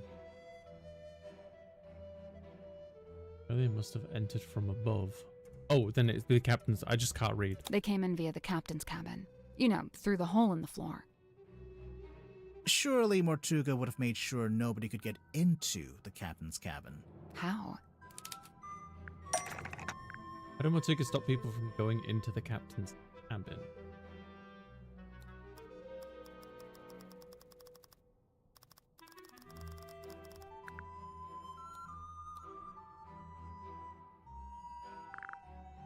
Open. The eyeball key, no?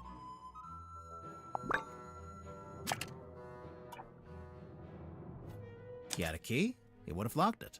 You think? Definitely, since he'd have rearranged it like we just did, moving the desk and the rug to reveal the hole. He wouldn't want anyone wandering in and seeing that. So the culprit would have needed the eyeball key. Mm-hmm. But how? I doubt Mortuga left it lying around. He probably took it with him. Yeah, I'm pretty sure Mortuga did take the key into the illusion theater. But then he died in a locked room. So how did someone else get hold of it? Landed inside, fell through, got stuck in, knocked over, was placed on top of.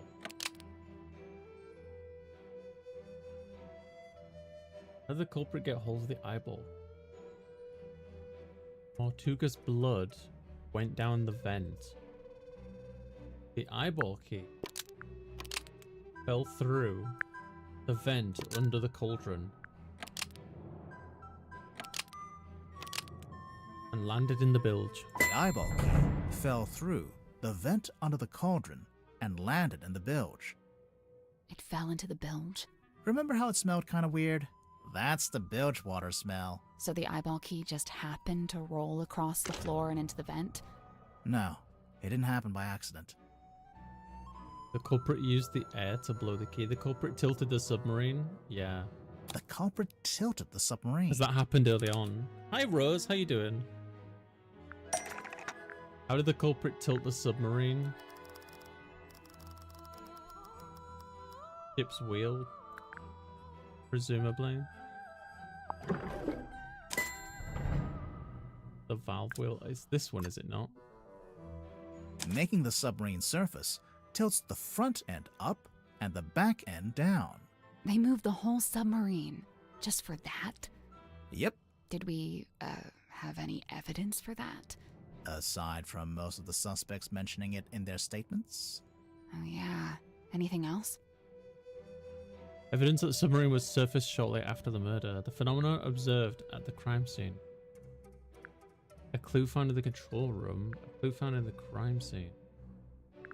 A phenomena. A clue. Would it not be like the... was surfaced shortly after murder? That would be the blood going down into the vent, no? A clue found at the crime scene.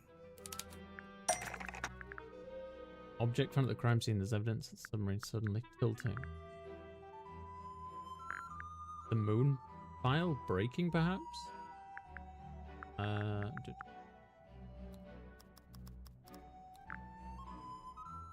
Specifically in the crime scene.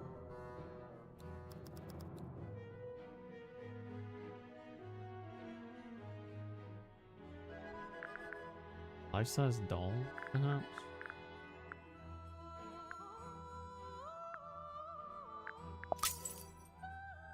the moon vial. How is that evidence of the submarine tilting? It makes sense if you know where it came from. Oh yeah, we found a part of it that got left behind. Where did the moon vial come from? We found a part of it that got left behind. It was this, wasn't it? The glass dropper. So the moon vial rolled right off Mortuga's desk and through the hole in the floor. Anything else? Oh, we have to do each of them. Ooh. Phenomenon observed at... A phenomenon observed at the crime scene.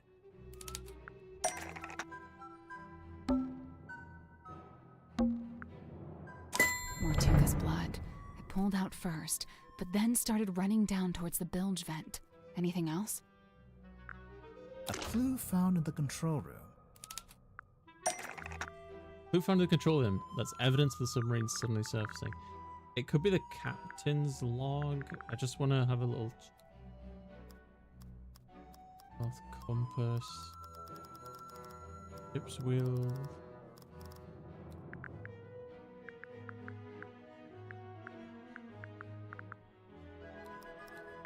Ocean map. No. Okay, I guess gotta be this then. Open. Found dead. Details on a crew's tumultuous captaincy from assumes command. Which part is evidence the submarine suddenly surfacing? A log card from the day of the murder. It shows the depth of the submarine. It starts at 0. That's when it surfaced. Presumably that's when Mariana came on board. It steadily goes down, but then later it suddenly goes back up again. Once the culprit had the key, they could let themselves into the captain's cabin, which, as we know, gave them access to the crime scene from above. They climbed down the rope, through the hole, and into this room, where they were free to take the content of the cauldron for themselves. Although, to get out, they'd need to climb back up the bell rope, meaning they'd have to leave the Illusion Theater with the iron bell still lowered onto the cauldron. Right, well, I figured they just turned the rope winch manually. I'm sure you could, even if it's not how you're supposed to do it. And after that, all they had to do was cover the hole back up with the rug in the desk. And lock the captain's cabin on their way out. It's about time we went to speak with everyone else. Mess hall? Let's go. Oh. Thank you, Rose. Where did everyone go? Wait, do you hear that? I can hear them arguing. I think they're above us. In the parlor? What's going on? I'll see how it plays out for now. But then I'll step in. I can't help but feel like this is the last time I'm Look, I know this isn't ideal, but this is just how it needs to be until we can... Cynthia, you have visitors? Hi. Hey. We're back. What's going on? Cynthia's decided to lock us in. I've just locked the foredeck access, just for the time being. How come? She may have gone mad. We're still assessing. She's worried the culprit will attempt to escape as soon as they're named. Oh, we're naming the culprit? Lovely. Been looking forward to this. We're still doing that? I thought Cynthia fired the detective dudes. She didn't fire us. On the contrary, we've been pretty busy. Oh? Doing what? What else? Solving the mystery. I'm excited. Chapter 6.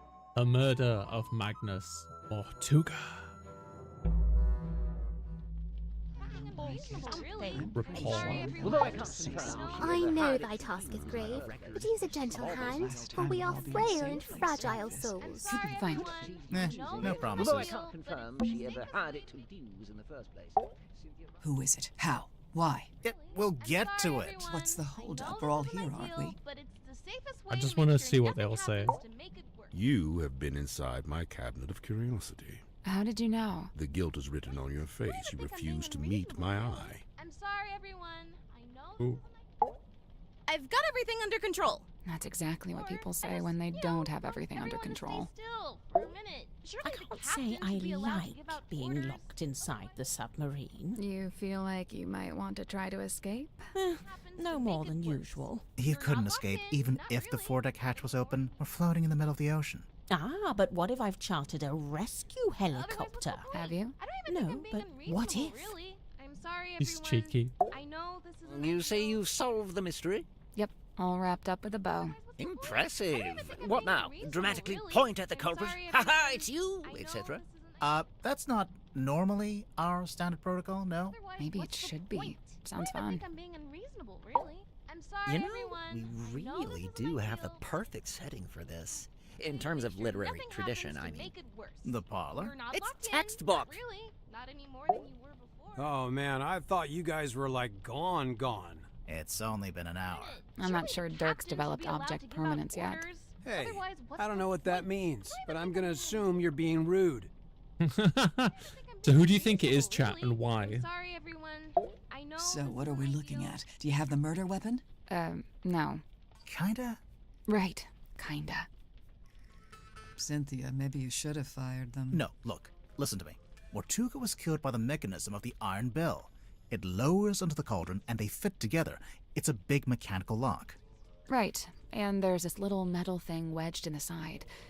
It's not part of the iron bell itself, but it was placed there. That's how they got in and out without ever opening or I'm closing glad we the didn't have to bulkhead sit door. through that whole thing again. So, the murder weapon... It's a necklace? Felicia Stonetop's necklace. And it's still missing? Right. Apart from a small fragment that snapped off and was left in the iron bell. And Mortuga was killed because he tried to take something out of the cauldron? Take what out of the cauldron? It can only really be one thing. The one thing that all of this has been about. What was Mortuga keeping in the cauldron? Oh god. The mermaids. The treasure? Is it the treasure? The morning envelope?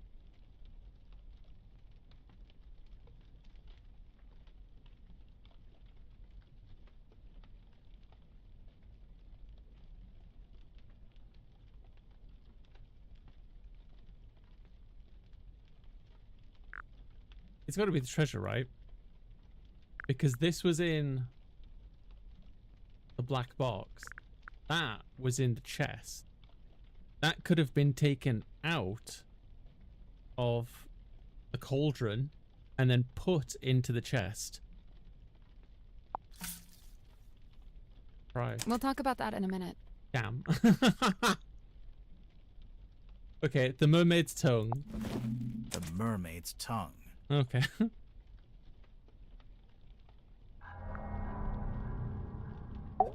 The mermaid's what? It's a kind of ancient artifact. Mortuga found it on a sea voyage years ago. Right. The same voyage captured on this film reel and depicted in this bottle. Captain Felicia Stonetop and her helmsman, Magnus Mortuga. They went off into the ocean on a ship named the Dearest Selina. And came back with a mermaid's tongue. And that's what Mortuga kept in the cauldron? But it was empty. It's been empty since we discovered the murder. Quite right. If this mermaid's tongue came out of the cauldron, where's it been this whole time? Well, we found it in Dr. Zephyr's cabinet of curiosity. Did you? Fascinating. But what is it? What does it do? Some information about what mermaid's tongue does, so that would be in here.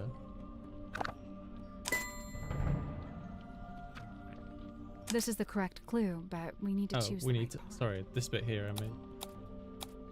This is the right clue, but we want a specific. The mermaid's tongue.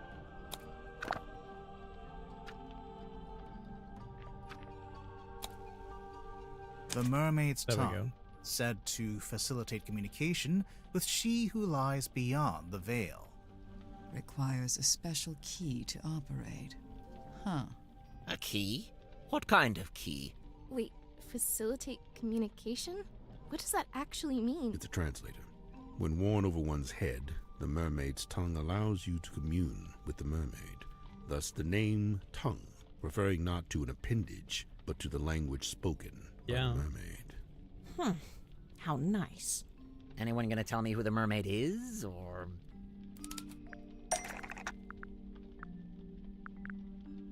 Underwater photo. It's either this or it's the painting. So there's a painting, painted by Selena Stonetop, we think. And a photograph taken with a submarine's underwater imaging system. And, why would you need a translator to talk to her? She's not local, or what? She speaks a language none of us could understand. It is said that attempting to commune with her without harnessing the mermaid's tongue would drive one mad. But how does it work? Nobody knows. Nice. Convenient. It is a powerful and priceless artifact. Oh, it's powerful, all right. Look what it's doing to all of you. I don't know, guys. All of you, I'm not sure us. if I'm buying into this thing. Kinda just looks like some grody old leather mask. That's because it's not complete. That's because it is. That's because it's a fake. Oh. That's because it is. Are you sure? Not really. Kinda no. just looks like some grody... That's because it's a fake. Yeah, kinda maybe that's just not looks it. like not some... complete. That's because it's not complete. How do you know? So this image here, it's a photograph of a drawing.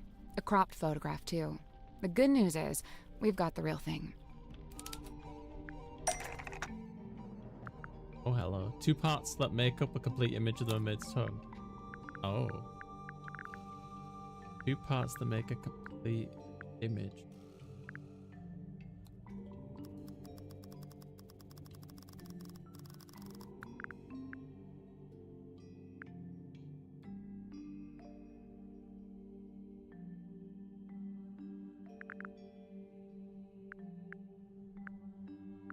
Two parts that complete image.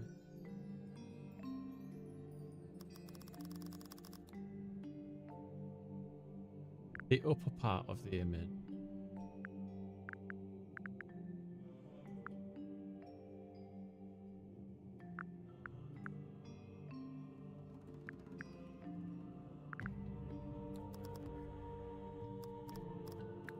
Think of what I've got that has images of the mermaid's tongue. Treasure and the diamonds. Nope. Oh, it's... No, because that's the boy, isn't it? Wait, I think that might actually be the answer. Open. But that doesn't look right to me. It is correct, though. Okay.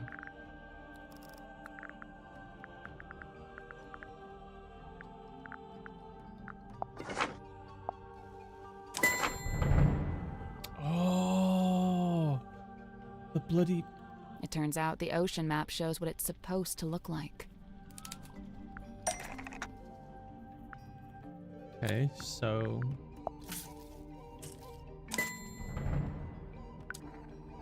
The gemstones.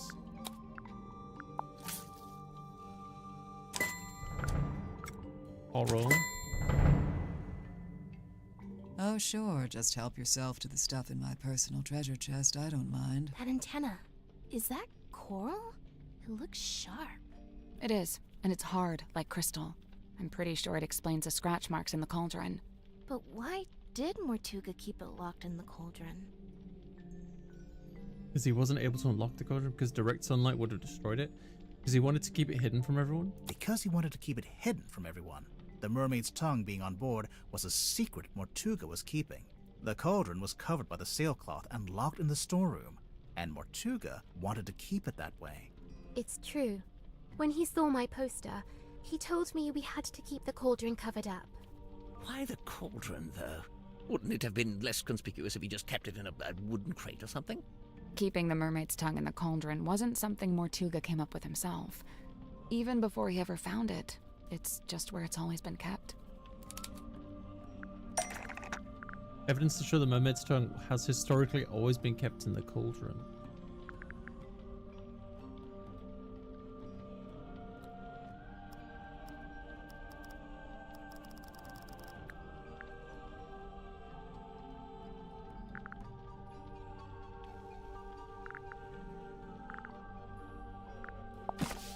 Is it this? It's not the book. That's not right. Like, they're not referencing the story, are they? Oh, is it the... this one? That's not it. Oh.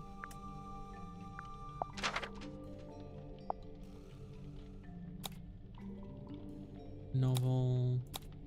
That's not it.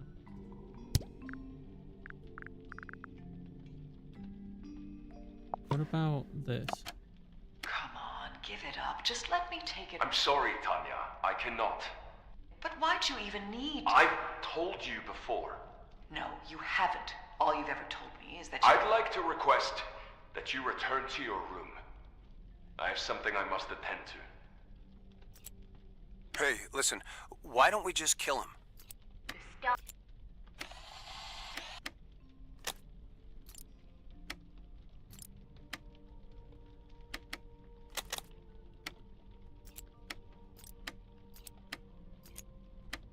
Weird.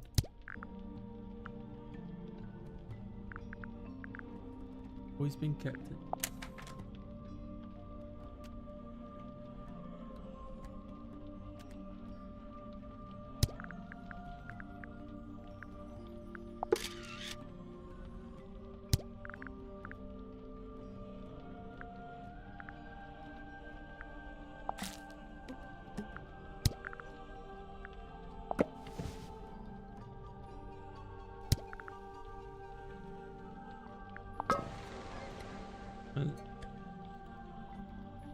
Not that, because that's not evident, really, is it?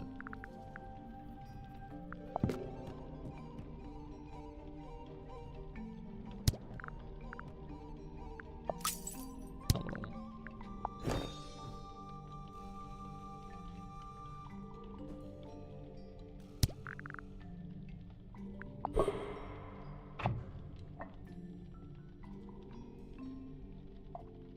Nope. Oh, I didn't think so. What is this?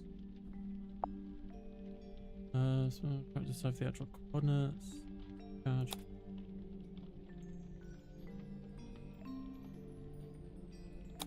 Oh, I think it might be the map.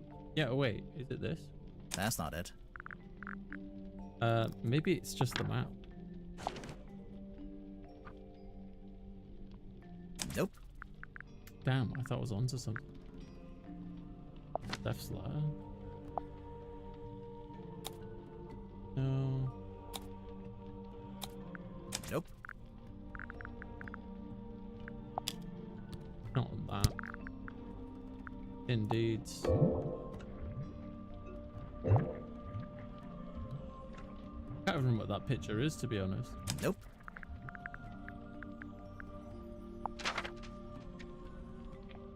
That's not it. No.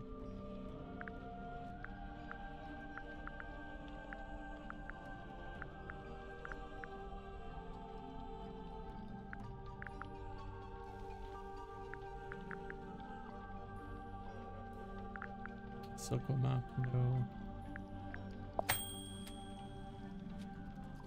Nope. I didn't think so. Nope. That's not it. I'm sort of just guessing at this point, to be honest.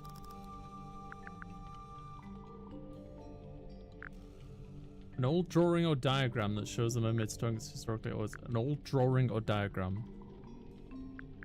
Did that change, by the way, or am I just like being an idiot again? An old drawing or diagram.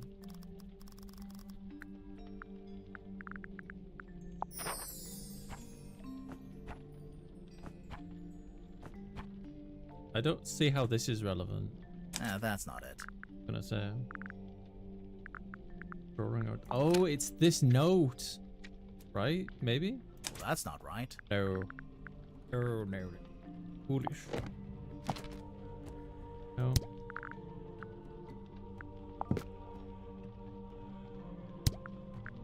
An old drawing or diagram.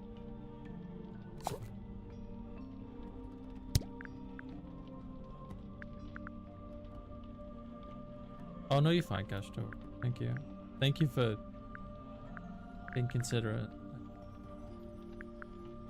Hold.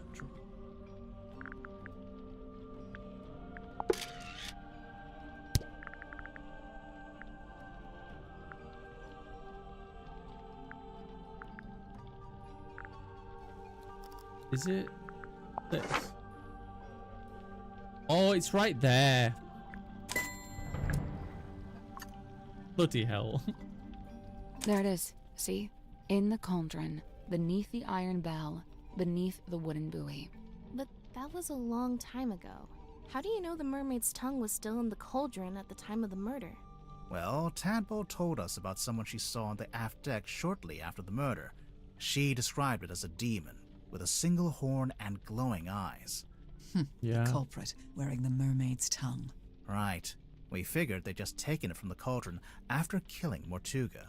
So the culprit knew about the mermaid's tongue, knew what it was, knew how to use it. Definitely. But Mortuga never really told us about any of this. How did the culprit know about it? Because they were the creator of the mermaid's tongue. Whoa. Because they forced Mortuga to tell about it because they were the third person on the Dearest Selena voyage. Because they were the third person on the Dearest Selena voyage. The third person. The third person? In addition to Magnus Mortuga and Felicia Stonetop, I assume. Right. It was a crew of 3, not 2. And what evidence have you collected to support this? Evidence?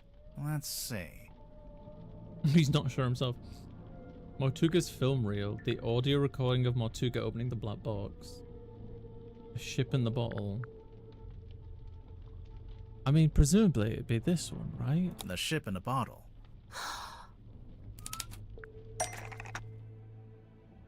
Let's see. It's very heavy because it feels cold to the touch. It's very fragile.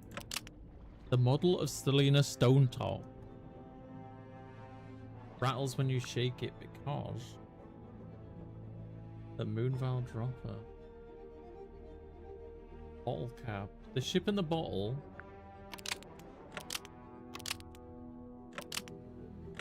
Rattles when you shake it. Because the model of someone else has been removed from the bottle. It's hidden inside the ship. The ship in a bottle rattles when you shake it because a model of someone else is hidden inside the ship. I knew there was something in there. Someone in there. Let's see.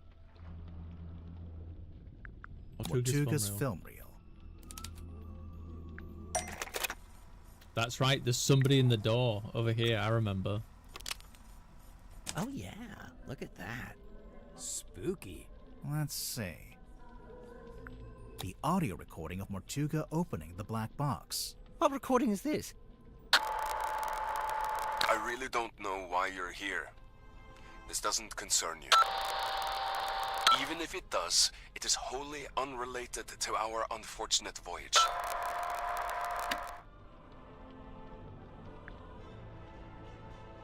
The audio recording? Okay. Oh no, I don't have to choose. Mortuga is talking about the third person of the voyage. The audio was recorded by the third person from the voyage. Mortuga is talking to the third person from the voyage. I think so. Mortuga is talking to the third person from the voyage. Is he? I only hear the one voice. What explains the curious nature of the audio recording of Mortuga opening the black box? What explains? God.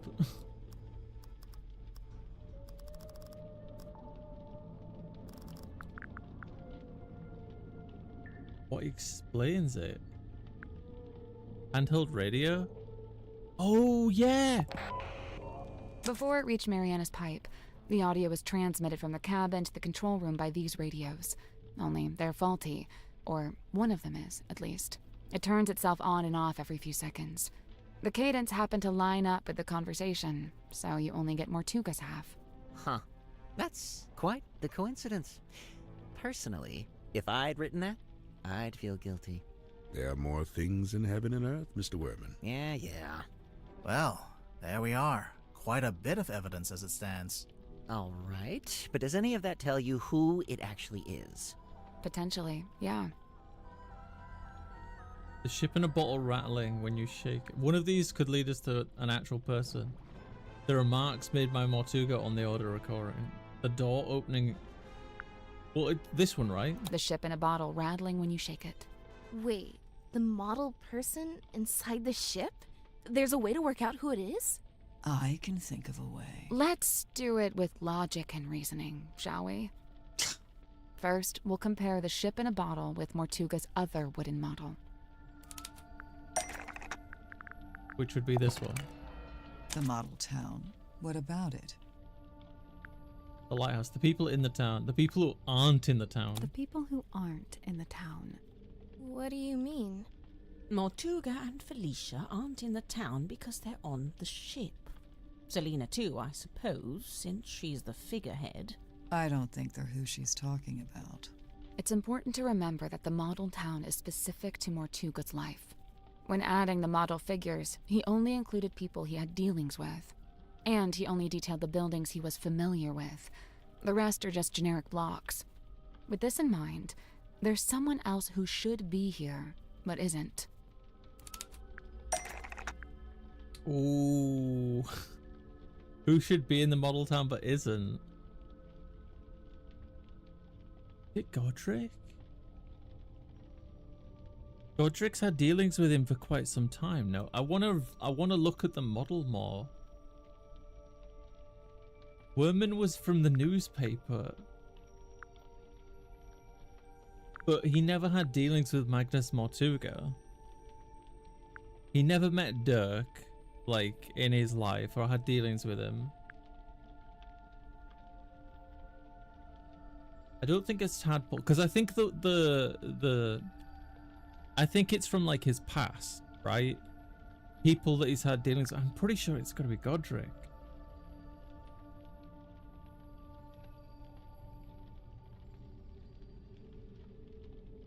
Because I think Cynthia's in the model. I wish I could view it.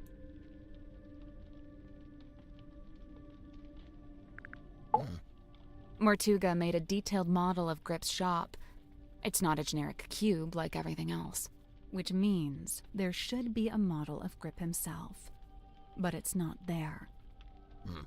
But why would Mortuga include Grip in his model town? Did they know each other? And if they did, how did Grip end up going along on Mortuga's ship? Evidence for Mortuga's dealings with Grip that led to him coming on the voyage. Unless Grip is in the shop. It's possible. Very possible. There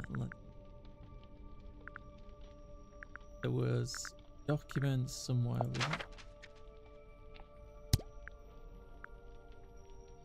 Evidence on Mortuga's dealings with Grip that led him to coming on the... Hi, Alex. What's this called, by the way? This is the Mermaid's Tongue. Sorry, the Mermaid Mask. They changed the name. Mermaid Mask. Can I get a look at this while I'm at it?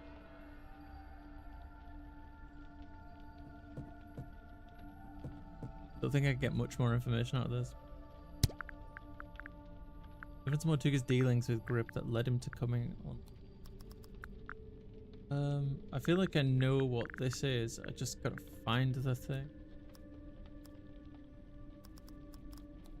Because there's like... this, I think. Yeah. And there's a sticker on the back of the map. It's a service record from Grip's shop. Mortuga hired Grip to interpret the ocean map, which he did. But Grip didn't ask for payment in money. Instead, he asked to come on the voyage. This isn't proof. Not really. Well, there is one thing we could... Do it. If you don't, I will. You want me to break it up at typewriter?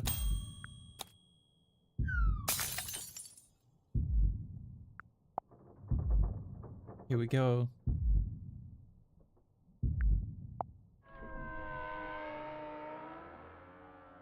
It is Godric! I was right! Mr. Grip being on that ship isn't actually evidence that he murdered Mortuga.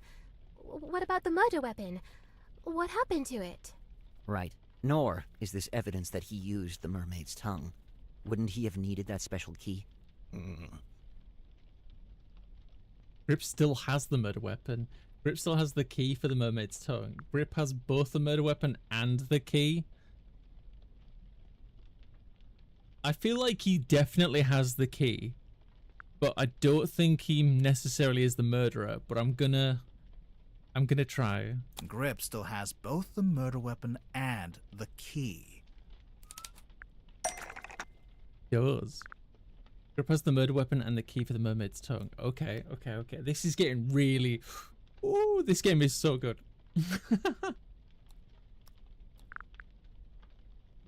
Grip has the murder weapon and the key. Is it possibly hidden in one of these little bags? That's not it. Okay, I thought it might be in one of these bags. Murder weapon and the key. Is it under the hat? That's not it. Oh, okay.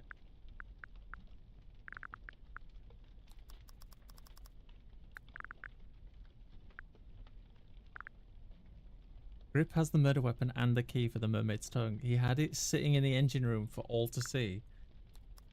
A compass. Right there, look. It's been staring at us the whole time. It's right there. The necklace key needle.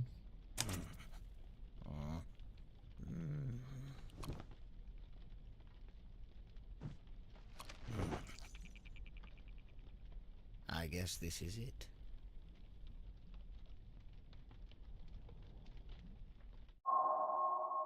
Chapter 7. The Wayward Navigator.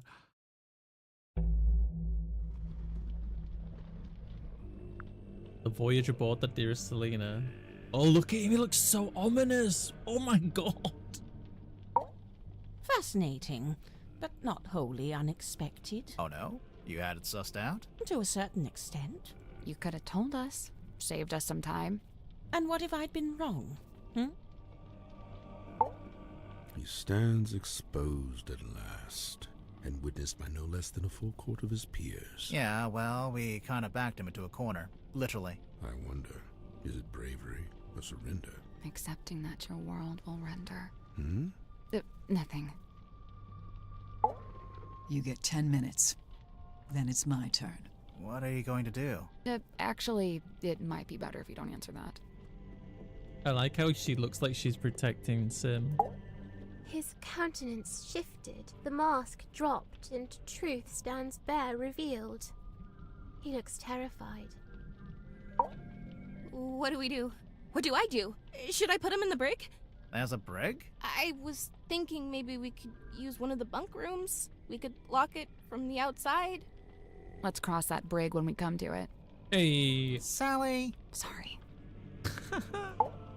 The villain reveals himself. Another classic literary trope. Let me guess, he's about to monologue about why he did it. I'd be disappointed if he didn't. What happens now? We call the cops or what? With what? Well, the cell phone... Oh, yeah, no signal, huh?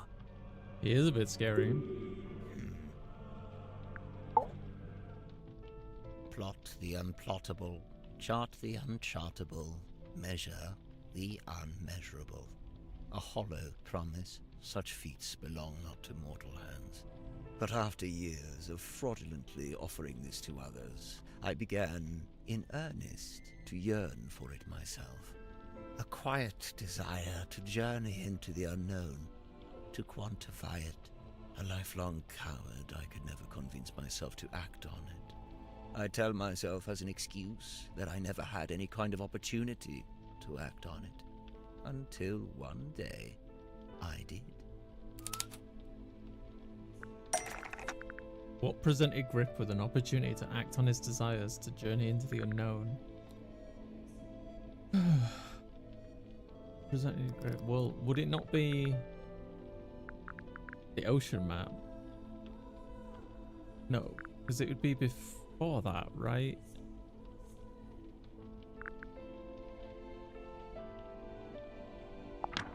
Maybe it is. Let's try it. Mortuga sought out my services. Not because we were friends, but simply because I was the one with the skills to interpret that inscrutable map of his. Sensing an opportunity at long last, I refused financial payment for the work. Instead, I asked to be brought along on the ensuing voyage.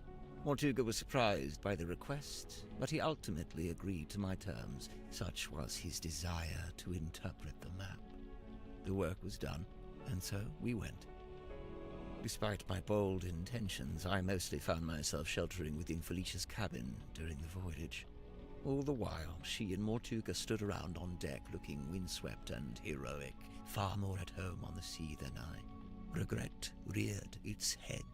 Regret over inviting myself into their world. From within the cabin, I sat and listened to their conversation.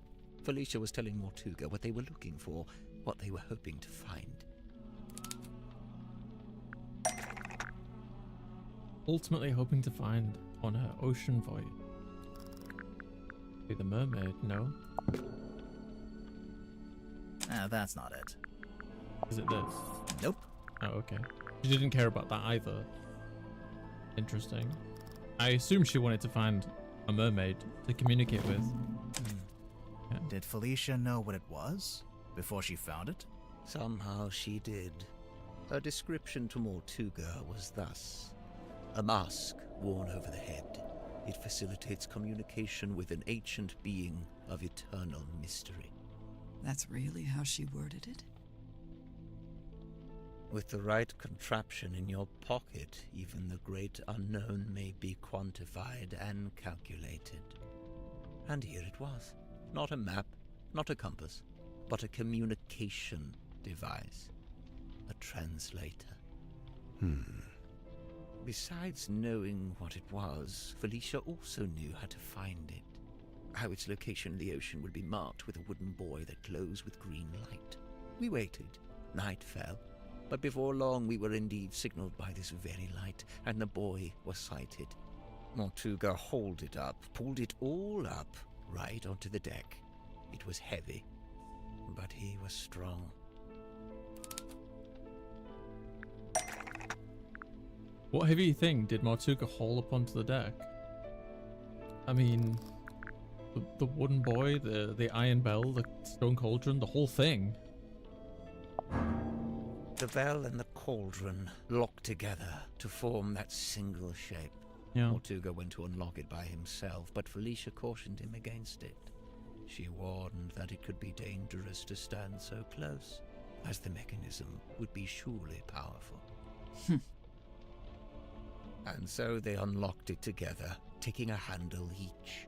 Felicia took the mermaid's tongue from within the cauldron.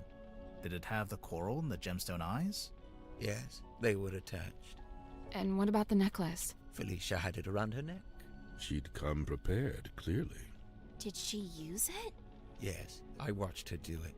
She used the necklace key to wind up the mermaid's tongue and placed it over her head. Felicia spoke through the mask. Her voice was changed. The mermaid was summoned. Entranced, I rushed out onto the deck and leaned over the side. Mortuga clambered up to the wheel in an attempt to steer us away from harm. The mermaid reached out and grabbed the wheel. And Mortuga's right shoulder? Yes, of course. His fingerprint mark. Mortuga held fast, but a portion of the wheel broke off and fell into the ocean. With her other hand, the mermaid grabbed the mast, almost snapping it in two. The ship buckled and I was thrown off the side into the ocean. I was underwater, but I was held in place by a hand, her hand. She was speaking to me, but it was a language I could not understand. I wanted so much to understand. Sensing the disconnect, she let go. A moment passed, a lifetime. I became vaguely aware that I was about to drown, but I didn't want to leave. At this moment, the broken piece from the ship's wheel floated up in front of me. By its intervention, I was reminded of my earthly existence, my life beyond this singular moment. I was overwhelmed with a cowardly desire to return to the surface, to see the sun, to live, to breathe. I grabbed onto the broken wheel and let it carry me up to the surface. The mermaid was nowhere to be seen. Neither was the dearest Selena. Wait, the wood from the broken wheel. Eventually became the wooden boy. The wood from the broken wheel, it was eventually reattached to the ship's wheel. Eventually became Cornelius's cane. It eventually became Cornelius Kane. Correct. It has been my earthly tether. The feel of the wood in my hand, a tangible reminder of that desire I once felt to live and to breathe. But what happened? Weren't you stranded in the ocean? Somehow the currents carried me back to the Silkworm Coast. I took the broken wheel piece back home and fell into a deep sleep.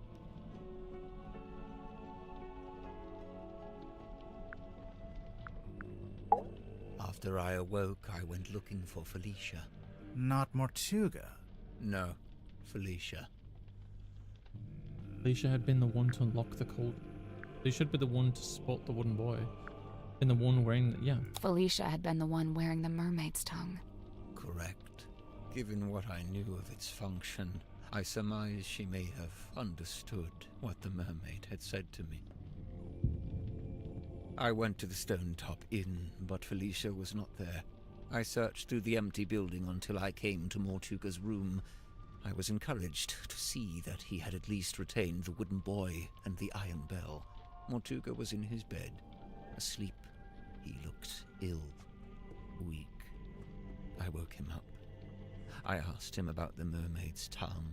What had happened to it? Where was it? At first, Mortuga said nothing. He merely looked at me. He told me that he and Felicia had locked it away in the cauldron and thrown it back into the ocean. He said they'd kept the wooden boy so that nobody else would ever be able to find it, and they'd kept the iron bell so that even if someone was to come across the cauldron, they wouldn't be able to unlock it. I was horrified to learn this. My only chance of summoning and communicating with the mermaid lost beneath the waves. Or so I thought. Did you ask about the necklace key? Mortuga hadn't mentioned it, and I did not ask about it. At that time, I simply assumed it had been left in the mouth of the mermaid's tongue and thus would be in the cauldron. I demanded that we take the dearest Selena back out on a second voyage to recover the sunken cauldron. Mortuga said it was impossible. For one, the dearest Selena couldn't recover it from the bottom of the ocean if it was not attached to the boy. And secondly, Felicia had decommissioned the ship and it was being taken apart at the shipyard. In explanation, Mortuga handed me a folded piece of parchment. Parchment did Mortuga show to Grip to explain the fate of the dearest Selena? Would it be the command? Because it's basically passed on to somebody else, didn't it? Yeah. That's not right. No? Okay.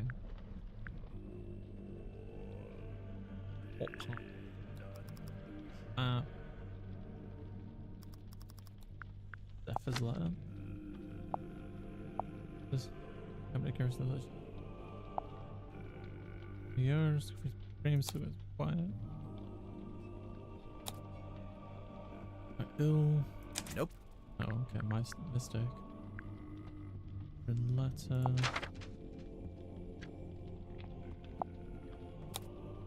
I just finished reading your novel. No, it's not this one. Indeed.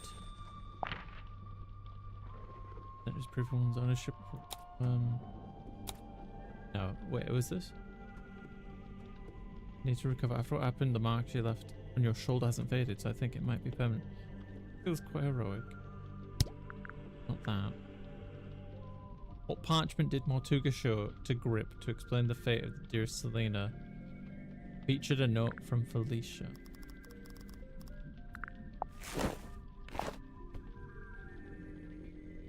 No, it's not that. Not the captain's log. It's on the back of this. Oh wait, is it on the back of her painting? Nope. Damn. Not on the back of this. Nope. That's just the poster. It's fine. Read. For a father within the future. That's not it. No. Open. Nope.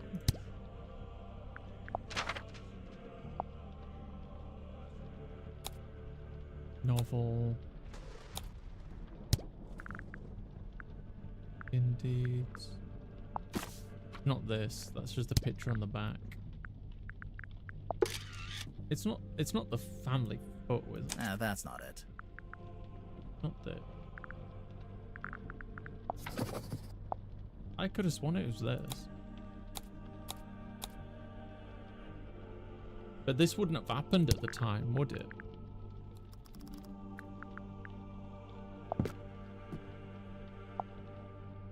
Middle family, probably online.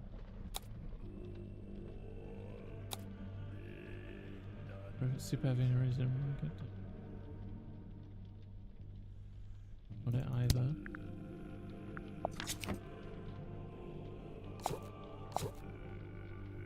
That's not it. Is it the normal? That's not it. No, okay. Oh, is it this thing? No, that's not this. Oh, is this maybe? That's not right. Oh, god damn it. That's not right. Kill.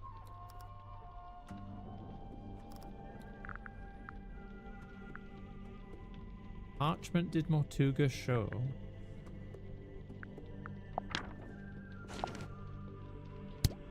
That makes sense. Is it this? Nope. Oh, that would have been clever. That's not it.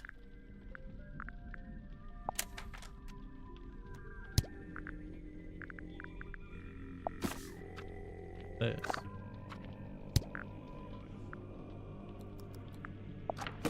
Indeed. I think this is like the only thing I haven't tried. It had inscribed a note from Felicia. She was to be leaving town immediately.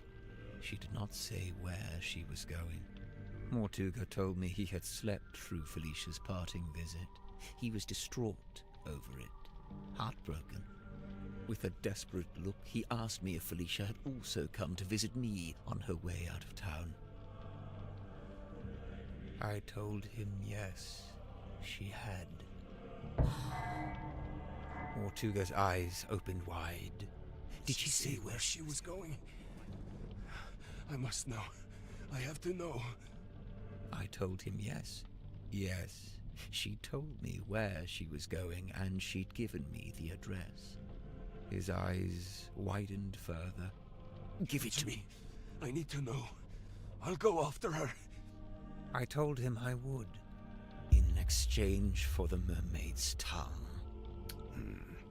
Mortuga told me again how it was impossible. There's no way. It's lost. You need to let it go. I didn't want to hear it. I left the inn still clutching the deeds. I went down to the shipyard and spoke with Donovan Drummond. He had begun taking apart the dearest Selena. I inquired about purchasing Drummond's unused submarine, the Seafoam submarine. He told me he would be willing to part with it, but it had never been finished. In order for it to be seaworthy, it would need several new parts that would take a long time to build. However, I was determined to find a solution. Offered to finish the Seafoam submarine yourself. You offered to buy the dearest Selena instead. You offered to buy both the Seafoam and dearest Selena. You offered to buy both the Seafoam submarine and the dearest Selena. Correct. I suggested we could use parts from the sailing ship to finish the submarine. Drummond merely asked how I was going to pay for 2 vessels. I showed him the deeds to the Stone Top Inn. He accepted it as payment. Is the inn really worth as much as 2 vessels? Perhaps not, but in truth I think Drummond was glad to have an excuse to part with them. Besides, I knew all too well the allure of a worthy challenge, a chance to put one's skills to their fullest. Indeed, the task of combining the 2 incomplete vessels into a single seaworthy one was highly intriguing to him, and so it was done. But if you commissioned it, why was it called the Mortuga submarine? Who painted that on the foredeck? Drummond did. He didn't want it to say Seafoam any longer. Too many painful memories. But why Mortuga and not Grip? Because Grip paid for it with the Indeeds, which were Mortuga's name, because Grip told Drummond his name was Mortuga, because Drummond wanted Mortuga to think he owned the submarine. Because Drummond wanted Mortuga to think he owned the submarine. Don't think I understand that one. Because Grip paid for it with the Indeeds, which were in Mortuga's name. Right. Drummond assumed I was merely acting as intermediary for Mortuga, the true buyer. Did you tell Mortuga what you'd done? I told him of my intention to return to the ocean in a submarine I was having constructed. He wasn't happy about it, but the submarine took months to complete. That was enough time to convince him to come with me and help search for the mermaid's tongue. He only came with you because you were pretending to know where Felicia had gone, and you were withholding it from him. Correct. What were you going to do if and when Mortuga realized you'd been lying to him? It was worth the risk. There was no question of leaving the mermaid's tongue at the bottom of the ocean. But it wasn't lost in the ocean. Mortuga had it the whole time. Correct. As I had lied to him, he had lied to me.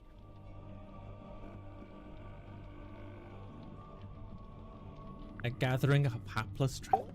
Mortuga smuggled the mermaid's tongue onto the submarine before we left.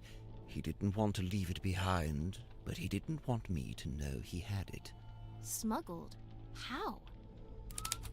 Had Mariana Moon do it. How did Mortuga smuggle the mermaid's tongue on the submarine? Right, so I know he had Moon do it, but where's the evidence?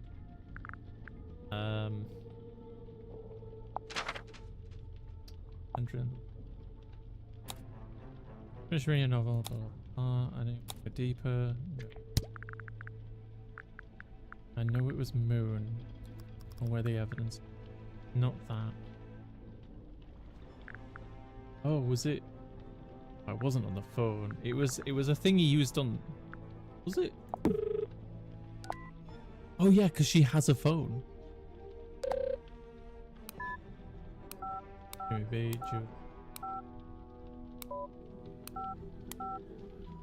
Vanderpit. Several new characters action. That's not it. Oh, okay. So I'm just looking in the wrong direction. Which letter explains. Okay, so it does change. When you start guessing it wrong, it does change up top, which is nice to know. Which letter explains on more too? Yeah, so it is a letter. Gotta remember which one.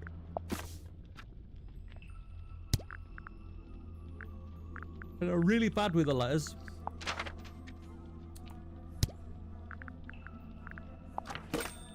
I mean, it's not the end. God's sake.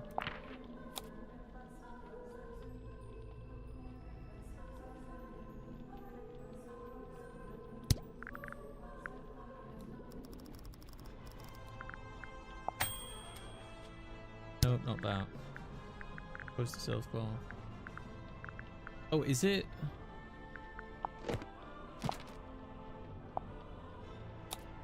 Tanya. Got her snooping, taking photos. She said she's on the trail of a werewolf. That's not it. I don't know.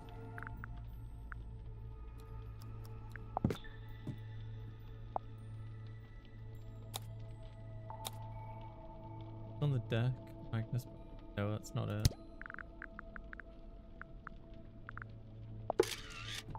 And on the back. Is it one of these films? No, I don't think it's one of them. Maybe it's on the dictaphone. Come on, give it a... Hey, listen, why don't... Stargazing.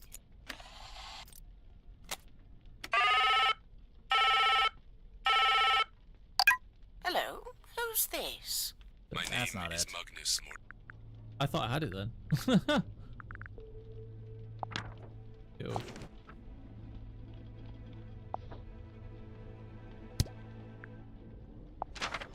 That's not right. Which letter?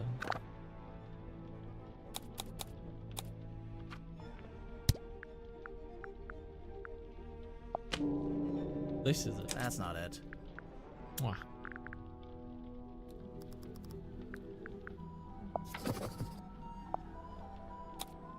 It's not going to be this. I don't see how it could be this.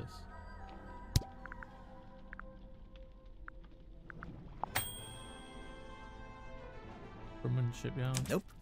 No, I don't think so.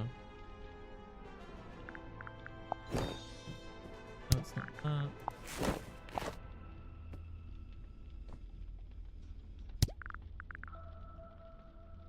This far poster.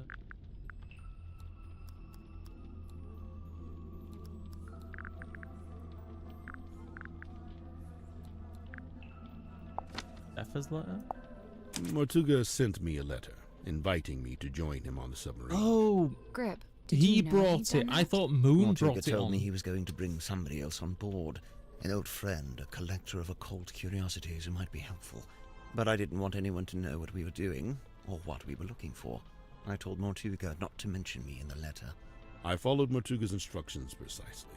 I arrived in Silkworm and went into the Stonetop Inn, where I found the locked cauldron. I placed it among my possessions and ventured onto the submarine waiting in the harbor. We departed. Zephyr thought he and Mortuga were the only two souls on the ship. I stayed hidden for a week, before staging a balloon crash and pretending that Mortuga had rescued me from the ocean. That way I was free to move around the submarine in view of Zephyr, but he could dismiss me as a hapless traveler picked up along the way. So to begin with, it was just you three. But it didn't stay like that for long. It didn't.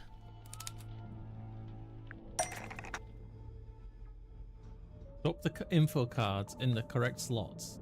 Click the cards to flip them. Oh god. I can't move these. Okay. Was saved from drowning by Mortuga. Kidnapped and kept prisoner.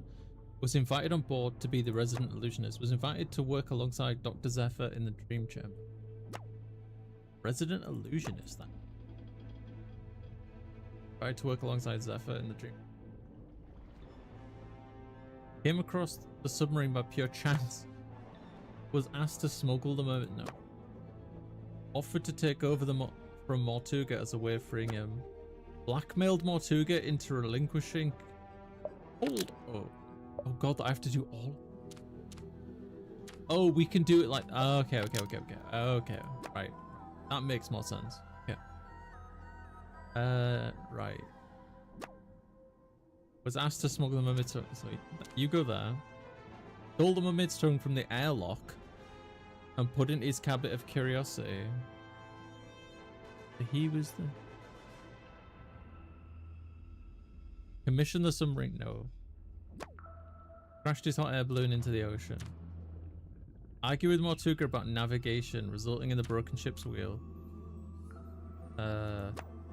Was with Mortuga when he opened the black box and discovered the necklace key. Is that right? Not a magic act, yeah. Which appeared to make him miserable? What? Was kidnapped and kept prisoner? What? Was invited on to be the resident illusionist. Blackmailed Mortuga into relinquishing the captaincy to her. Kidnapped, kept prisoner. Was saved from... No. Offered to take over from Mortuga's way of freeing of his burden, which is what she did. She was not kidnapped, though. Kidnapped and kept prisoner? Was saved from drowning? That doesn't make sense. Was kidnapped and kept prisoner. Why? That's to smuggle. Yeah. Stole the mermaid's tongue. Was asked by Mortuga to keep the mermaid's tongue safe in his cabin. Yeah. Okay, so yeah, that's... Was with Mortuga when he opened the black box. Argue with Mortiga about navigation. I think...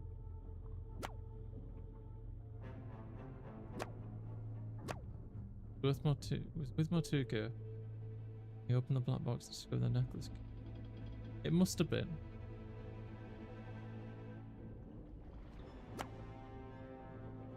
Was asked by Mortuga to perform magic acting.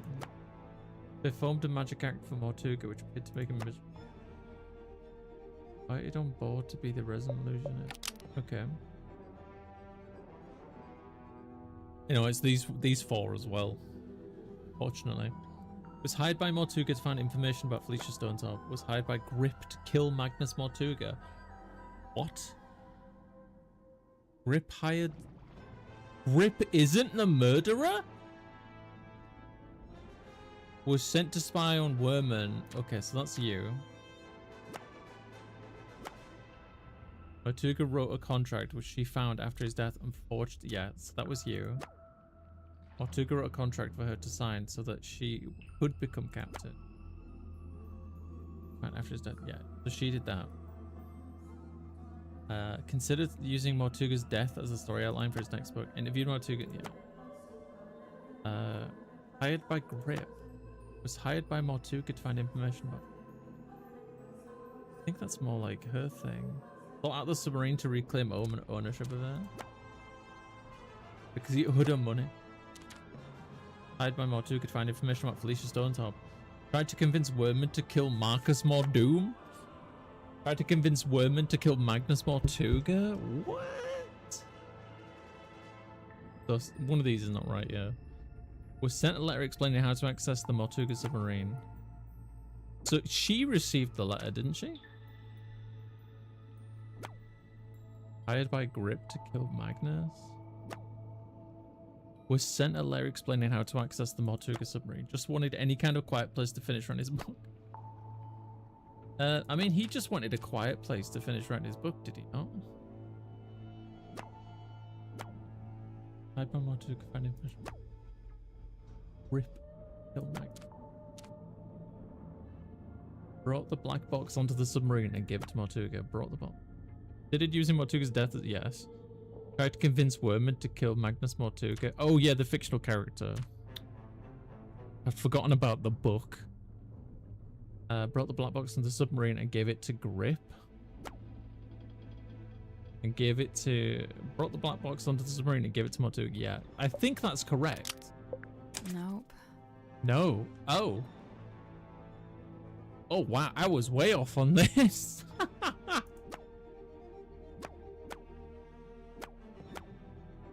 So, commission the submarine as a way to search the mermaid's tug, yeah. Mortuga, when he opened the black box, yes. Was invited to work alongside Zephyr in the dream chamber. Magic them appeared to make him miserable. Saved from drowning by Mortuga. Really? I was going to say, the whole kidnap thing doesn't add up. But she's also an incredibly good swimmer, so... Like, abnormally good, so that was confusing too. Was asked to smuggle the mermaid's tongue out the submarine, stole the mermaid's tongue from the airlock.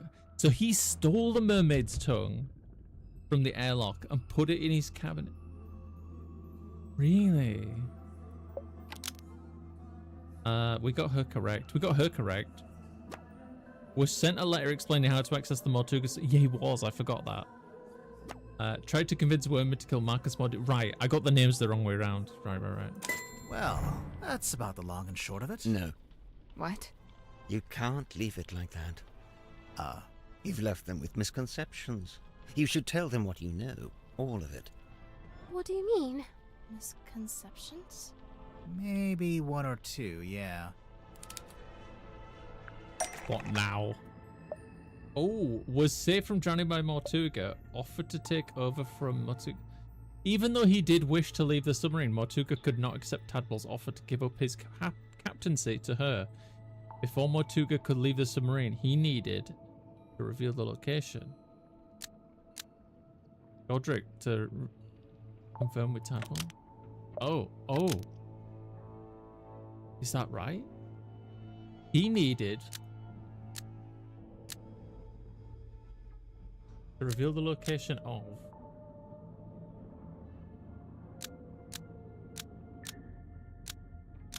Moon's not on here.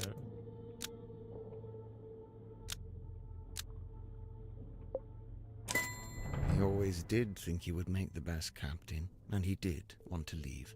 But he couldn't. Not without the information he so desired. Not just that. Since it turned out he had the mermaid's tongue on board the entire time, I don't think he wanted to leave me on the submarine with it. He didn't want me anywhere near it. He was trying to protect you. I'm aware. Oh. Not at the submarine to reclaim ownership. Cynthia became captain because the command contract, the newspaper page. But it has another page that was discovered inside a black box. While it's true that Mortuga did decide to create the command contract with Cynthia after Cynthia showed him the Indeeds. I don't think that's right. Oh, bollocks. There's another page that we just... Oh, was it the message at the bottom? So, who there was we go. it for? Me. Once Mortuga found out the Indeeds had been used to pay for the submarine, he realized for the first time that he was its legal owner. He really hadn't known that before? No, he'd always assumed I paid for it with my own money. Armed with the new information, Mortuga attempted to use it to control me. Thus, the command contract. What exactly was he hoping to achieve? To strong-arm me into telling him where Felicia had gone, and to cease my search for the mermaid's tongue. But it didn't work. Of course not. Wasn't Mortuga supposed to be paperwork averse? I'm surprised to learn he would try to control someone with a contract. Where would he even get an idea like that? That's my bad. I ended up telling him all about contracts, you know, what they are, how they work. I guess Mortuga thought if I could be controlled by a contract, maybe someone else could be too. We sent a letter explaining. Okay, Werman was lured into the submarine by handwritten letter, but it wasn't actually from by who it claimed to be from. Sent it hoping to lure Werman to the submarine. Vincent Vanderpeer sent it to hoping to lure Werman onto the submarine. He'd hoped Werman might have information about Selena Stonetop? Felicia Stone. Because Werman's father had been acquainted with her. Oh. I don't think that's... Oh, got the wrong. Felicia. So Mortuga wrote the letter? Not exactly. It was his idea, but he wasn't one for writing by hand, so he asked me to do it for him. But why Ibis? Mortuga didn't want to reveal too much in the letter, so he had the idea to pretend to be a neutral third party. We learned about Ibis from that newspaper page, but it just needed to be someone you would listen to. Honestly, I'm surprised it worked. Huh. This explains why Mortuga kept asking about my father. Oh yeah, I was wondering about that. Were you able to tell him anything? Afraid not. I haven't spoken to my father in years. Do you think he would have known anything about Felicia? About what happened to her? It's possible. Okay. Invited to work alongside Zephyr in the dream. Watching Symmetry perform eyed Uncle Gregory. Lady in the Looking Glass. Did not make Mortuga miserable. He was already miserable because he had just found the morning envelope, which informed him, oh no, I died. I don't think that's right. Oh, thank God. See? I told you. You didn't make him sad. He just learned about the death of his beloved friend. What I did, it was... You didn't know. Symmetry, let it go. Your anguish. That goes for all of you. Mortuga's actions, his decisions, all motivated by that same singular desire. It was all in effort to locate Felicia Stonetop. Her. Likewise, it transpires that Godric's actions were also motivated by a singular desire. To commune with the mermaid. Her. And when they opened the black box and found the morning envelope, found the necklace key, it all came to an end. When what are you waiting for? Go ahead, open it. Godric, I really don't know why you're here. This doesn't concern you. Oh, but it does. I'm to believe the box may contain information on Captain Stonetop. Even if it does, it is wholly unrelated to our unfortunate voyage. I'll be the judge of that. There could be anything in that. Listen. I prefer you not to shake it like that. Besides, it doesn't open that way. It slides out at the side. Let me do it. What's all this? A scroll? An envelope? There's something inside. Wait. What's this? We both know what that is. That's Felicia Stonetop's necklace, isn't it? Isn't it? The murder of Magnus Mortuga. Our discovery of the necklace precipitated two important conclusions. One, we now possess the key necessary to operate the mermaid's tongue. In my complacency, I had not even known it was missing, simply assuming it lay within the cauldron. But no, Felicia had taken it away with her, and now, through what twist of fate, it had returned. Which brings me to conclusion 2. The fact that her necklace had been sent to her parents in a black-rimmed envelope attested to us that Felicia Stonetop had died. Even through his burgeoning grief, Mortuga could see in my eyes how I wished to make use of the key. Fearing what ruin might follow should I act, he did what he had always done. He lied. Lied about having the mermaid's tongue on board. He had your best interest at heart, Godric. We both know this. However, it was a lie that no longer worked on me, for I had laid eyes upon the truth. The truth? About what Mortuga had in the storeroom. What did Grip see that confirmed Mortuga? It would be the poster, wouldn't it? Yeah. Correct. I had seen Symmetry's drawing of the cauldron. He asked me to change it. I was going to change it. So now you had everything you needed. The key, the bell, and the mermaid's tongue itself, albeit locked in the cauldron. On that note, I had also surmised Mortuga's reason for rigging the iron bell onto a winch above his desk. I concluded that he had set it up this way so that he could unlock the cauldron and access its contents himself. You think he wanted to use the mermaid's tongue? You'd like to suggest Mortuga would be immune from such things, hmm? I concede it may have been an alluring prospect, but actually choosing to act, it displays a dangerous hubris. Well, maybe he just wanted to be able to get to it, but not actually use it, you know? Grip, did you actually accuse Mortuga of wanting to open the cauldron? Of wanting to use the mermaid's tongue? I did, and he flatly denied it, which caused an argument.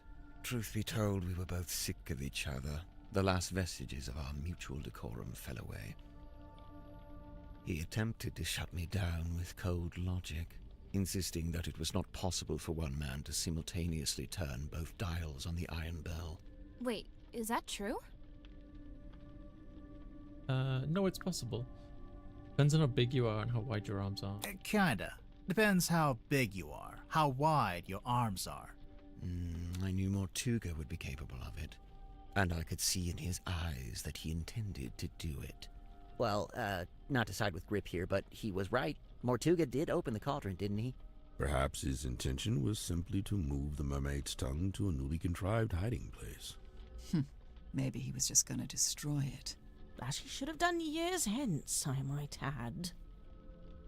Grimoire, what do you think? I think he wanted to use the mermaid's tongue. I think he wanted to hide the mermaid's tongue somewhere else. I think he wanted to destroy it. I think he wanted to, in his grief, he have done. I think he wanted to destroy it. I think he wanted to destroy the mermaid's tongue. Whatever the reason, I knew it was only a matter of time. And what's more, following our discussion about the mechanism of the iron bell, I understood the specific physicality of the task ahead of him. Physicality?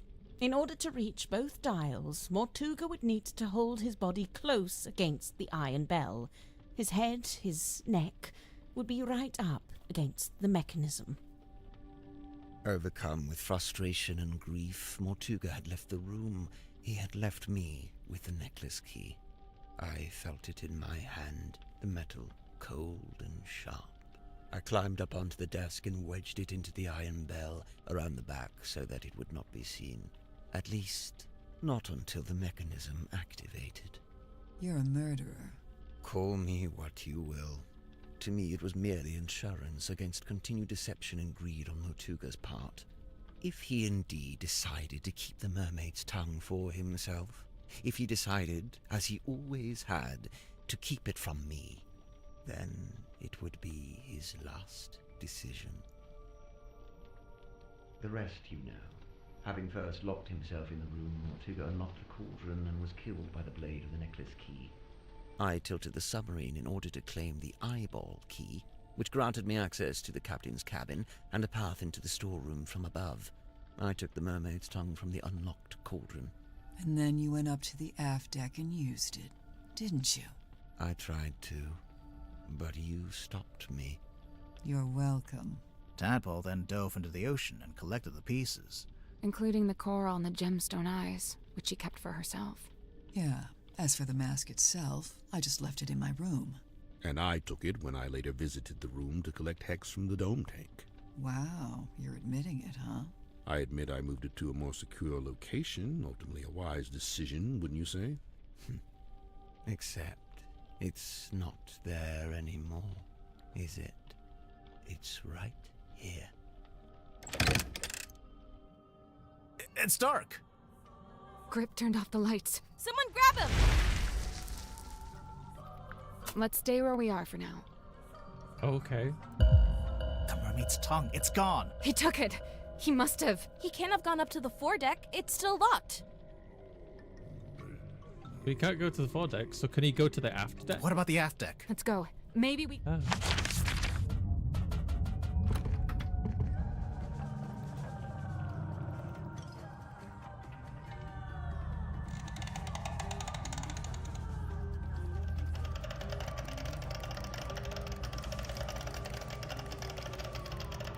God, this game is so good.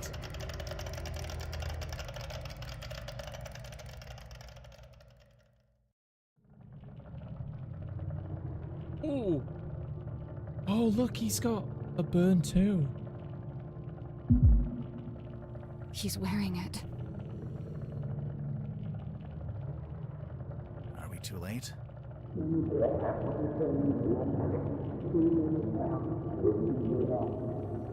I don't...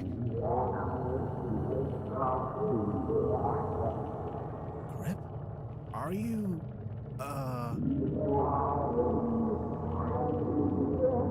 What? Wait, where's he going? It's the... He fixed it. Bumper. Oh look, there's a little... Okay, momentarily overwhelmed. Okay. What's he going to do? Should we follow him? I don't... He's locked the door. Can you see him through the window?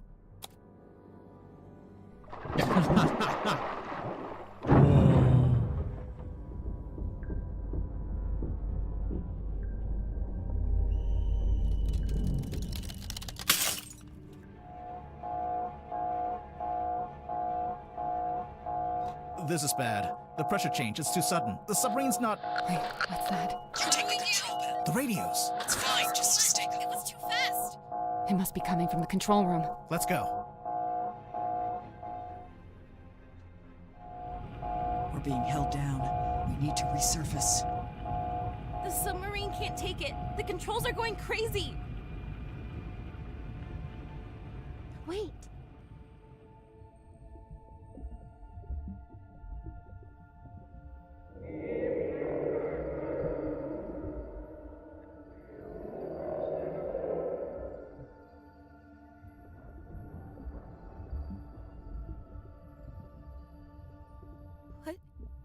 did she... She's gone.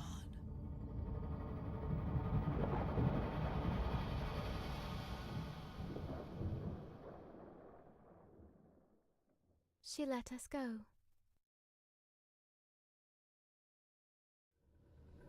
Remarkable. Let's just head back to Silkworm, shall we? Get everyone off this submarine. And, Silkworm would be which way? We got moved. I don't know where we are. No stars, no moon. I don't know which way north is.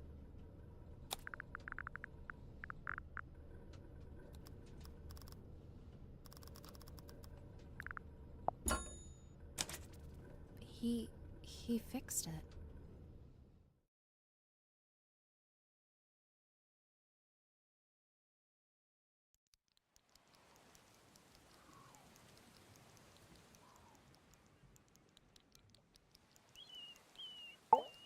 I don't know about you, but I thought that was all very interesting.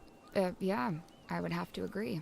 You must be pleased. You've come away with a new story to tell around the campfire. Quite right. I'm not sure it would be wise to tell too many people. No, don't worry. I'll change all your names to protect your privacy. What are you going to change my name to?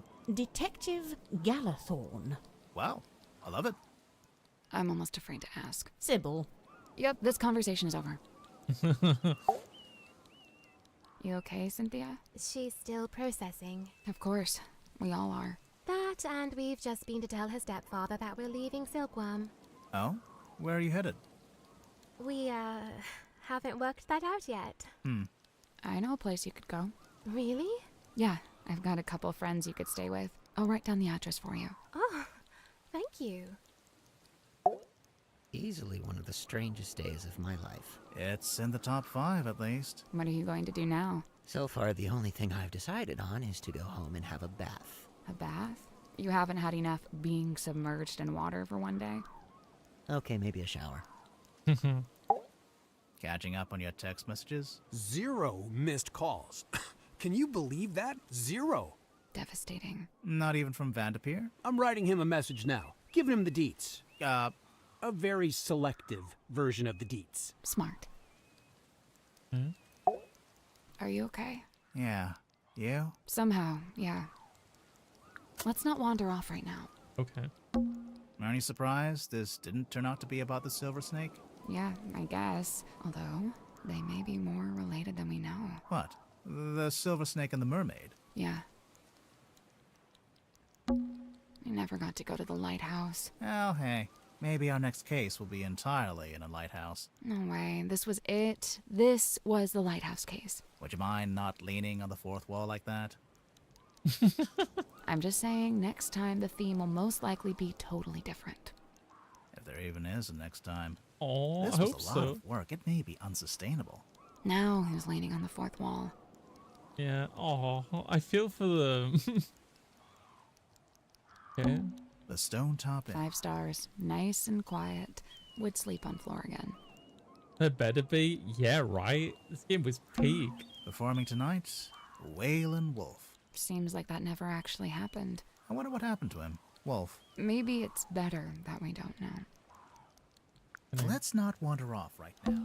That was the weirdest submarine I've ever been on. And the last? And the last. Is everyone okay? I guess so, huh? Fits as a fiddle. Oh, sure. Just had my human perspective permanently and irrevocably shifted, but hey, what's new? But what about Grip? Did he die or what? I don't know. I mean, it seems very likely, but I don't know. I don't know. But he made his choice. I really don't think it would do us any good to worry about it. Sally, did you write down that address for us? Yeah, I'm almost done. Just writing something on the back to help you out. Oh, like instructions? Yeah, kinda, yeah. You know, I really must be off. Ah, come on. You've got nowhere to be. You're quite right. Nowhere is precisely where I need to be, and I'm rather in a hurry to get there. All right, that was pretty good. I'll let that slide. And, Tadpole and Zephyr stayed on the submarine? Yeah. Are they gonna rename it? Of course not. You've got to keep the Mortuga name. It's like his fingerprint on history. You say that, but by all accounts, he actually didn't like the submarine very much. That's true. It wasn't his choice to be there. He spent all his time trying to work out how to leave. Well, yes, all right, I can see that. I'd say his fingerprint is right here. It's all of you. It's Symmetry, it's Cynthia, Tadpole, Zephyr, everyone he was kind to, everyone he helped. Dude, that's real. But what about the mermaid's tongue? What about it? Well, we still don't really know anything about it. How it works, who made it. Good. What? It's good that we don't know. It's right. The mermaid's tongue is a shameless shortcut, a trap for the impatient and the dissolute. But you don't want to know what the mermaid said? Oh, I want to know. But as I stand before you now, I can't know. You understand? That's just the way it's meant to be. What an incredible game. Oh my god. This was so good. Holy cow. Oh, I'm like sad it's over. Werman announced he wasn't going to write the sequel to his novel. Dirk was subsequently released from his contract with Wit and Whimsy. Mariana Moon, avoiding all questions about where she was headed, simply disappeared over the horizon. Madame Tadpole became captain of the Mortuga submarine. Dr. Zephyr stayed on board to continue his research, newly inspired by what he'd witnessed. You're sure this is the address Sally wrote down? Yeah, it must be. She wrote something on the back, too. Oh yeah, what was that? Instructions? It's a little poem. You should read it. Me? You're the poet. No, you read it. Okay. Eavesdrop what the stars are saying, earthly tethers slowly fraying, floating, helpless from the worst of jealous hunger, selfish thirst. Take a moment, kneel and meet the flowers growing at your feet. Oh.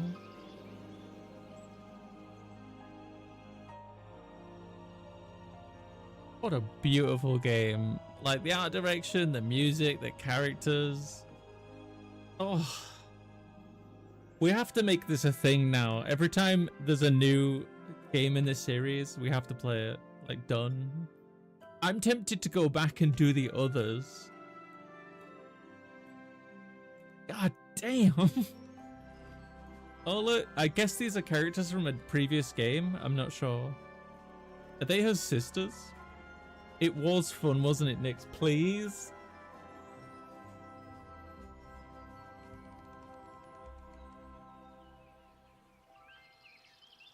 So good. So good.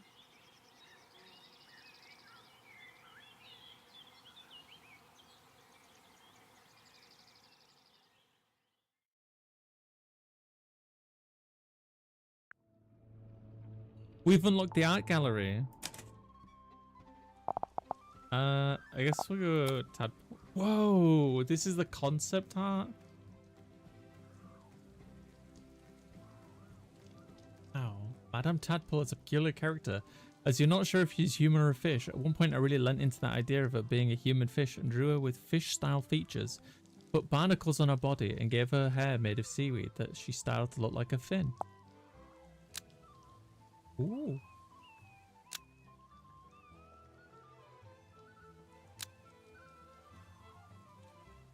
Oh.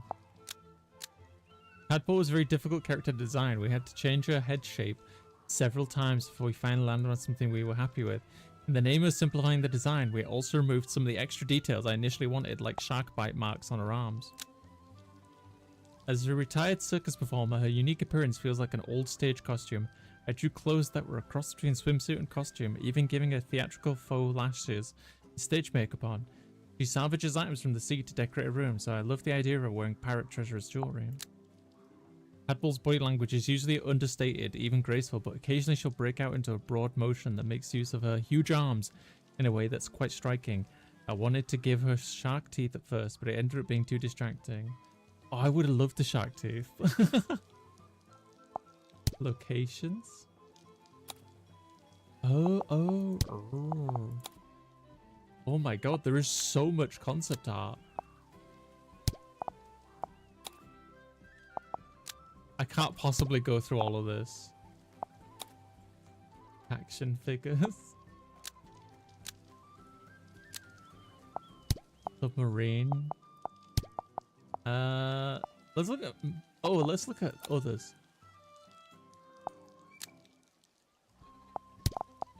Moon. I like this, very cute.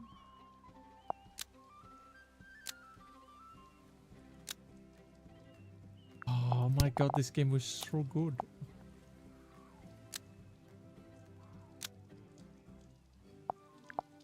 What about Dirk? They made him like bigger and beefier. Sunglasses. Yeah. Oh, what about Godric?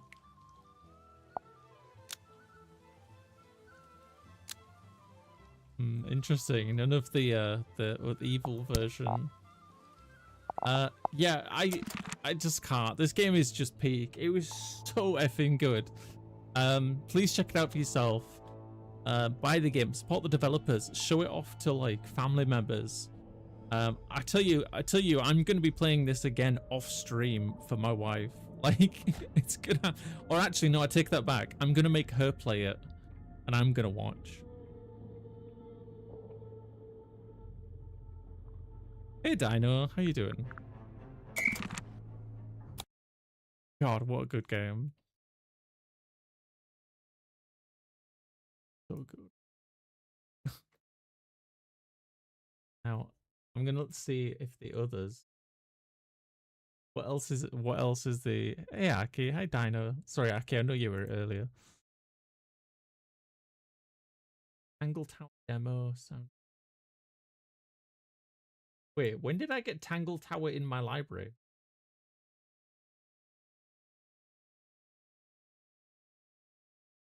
When did I get that?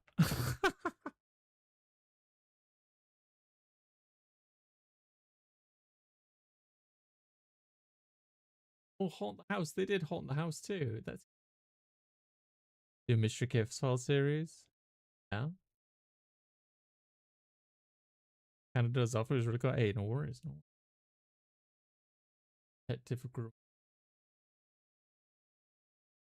Detective Grimoire has quite a different art direction.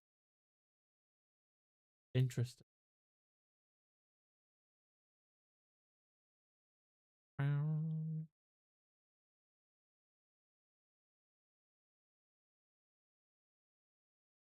Take care, Fries. Take care. Yeah, I feel like I need a detective outfit before we play Tangle Tower.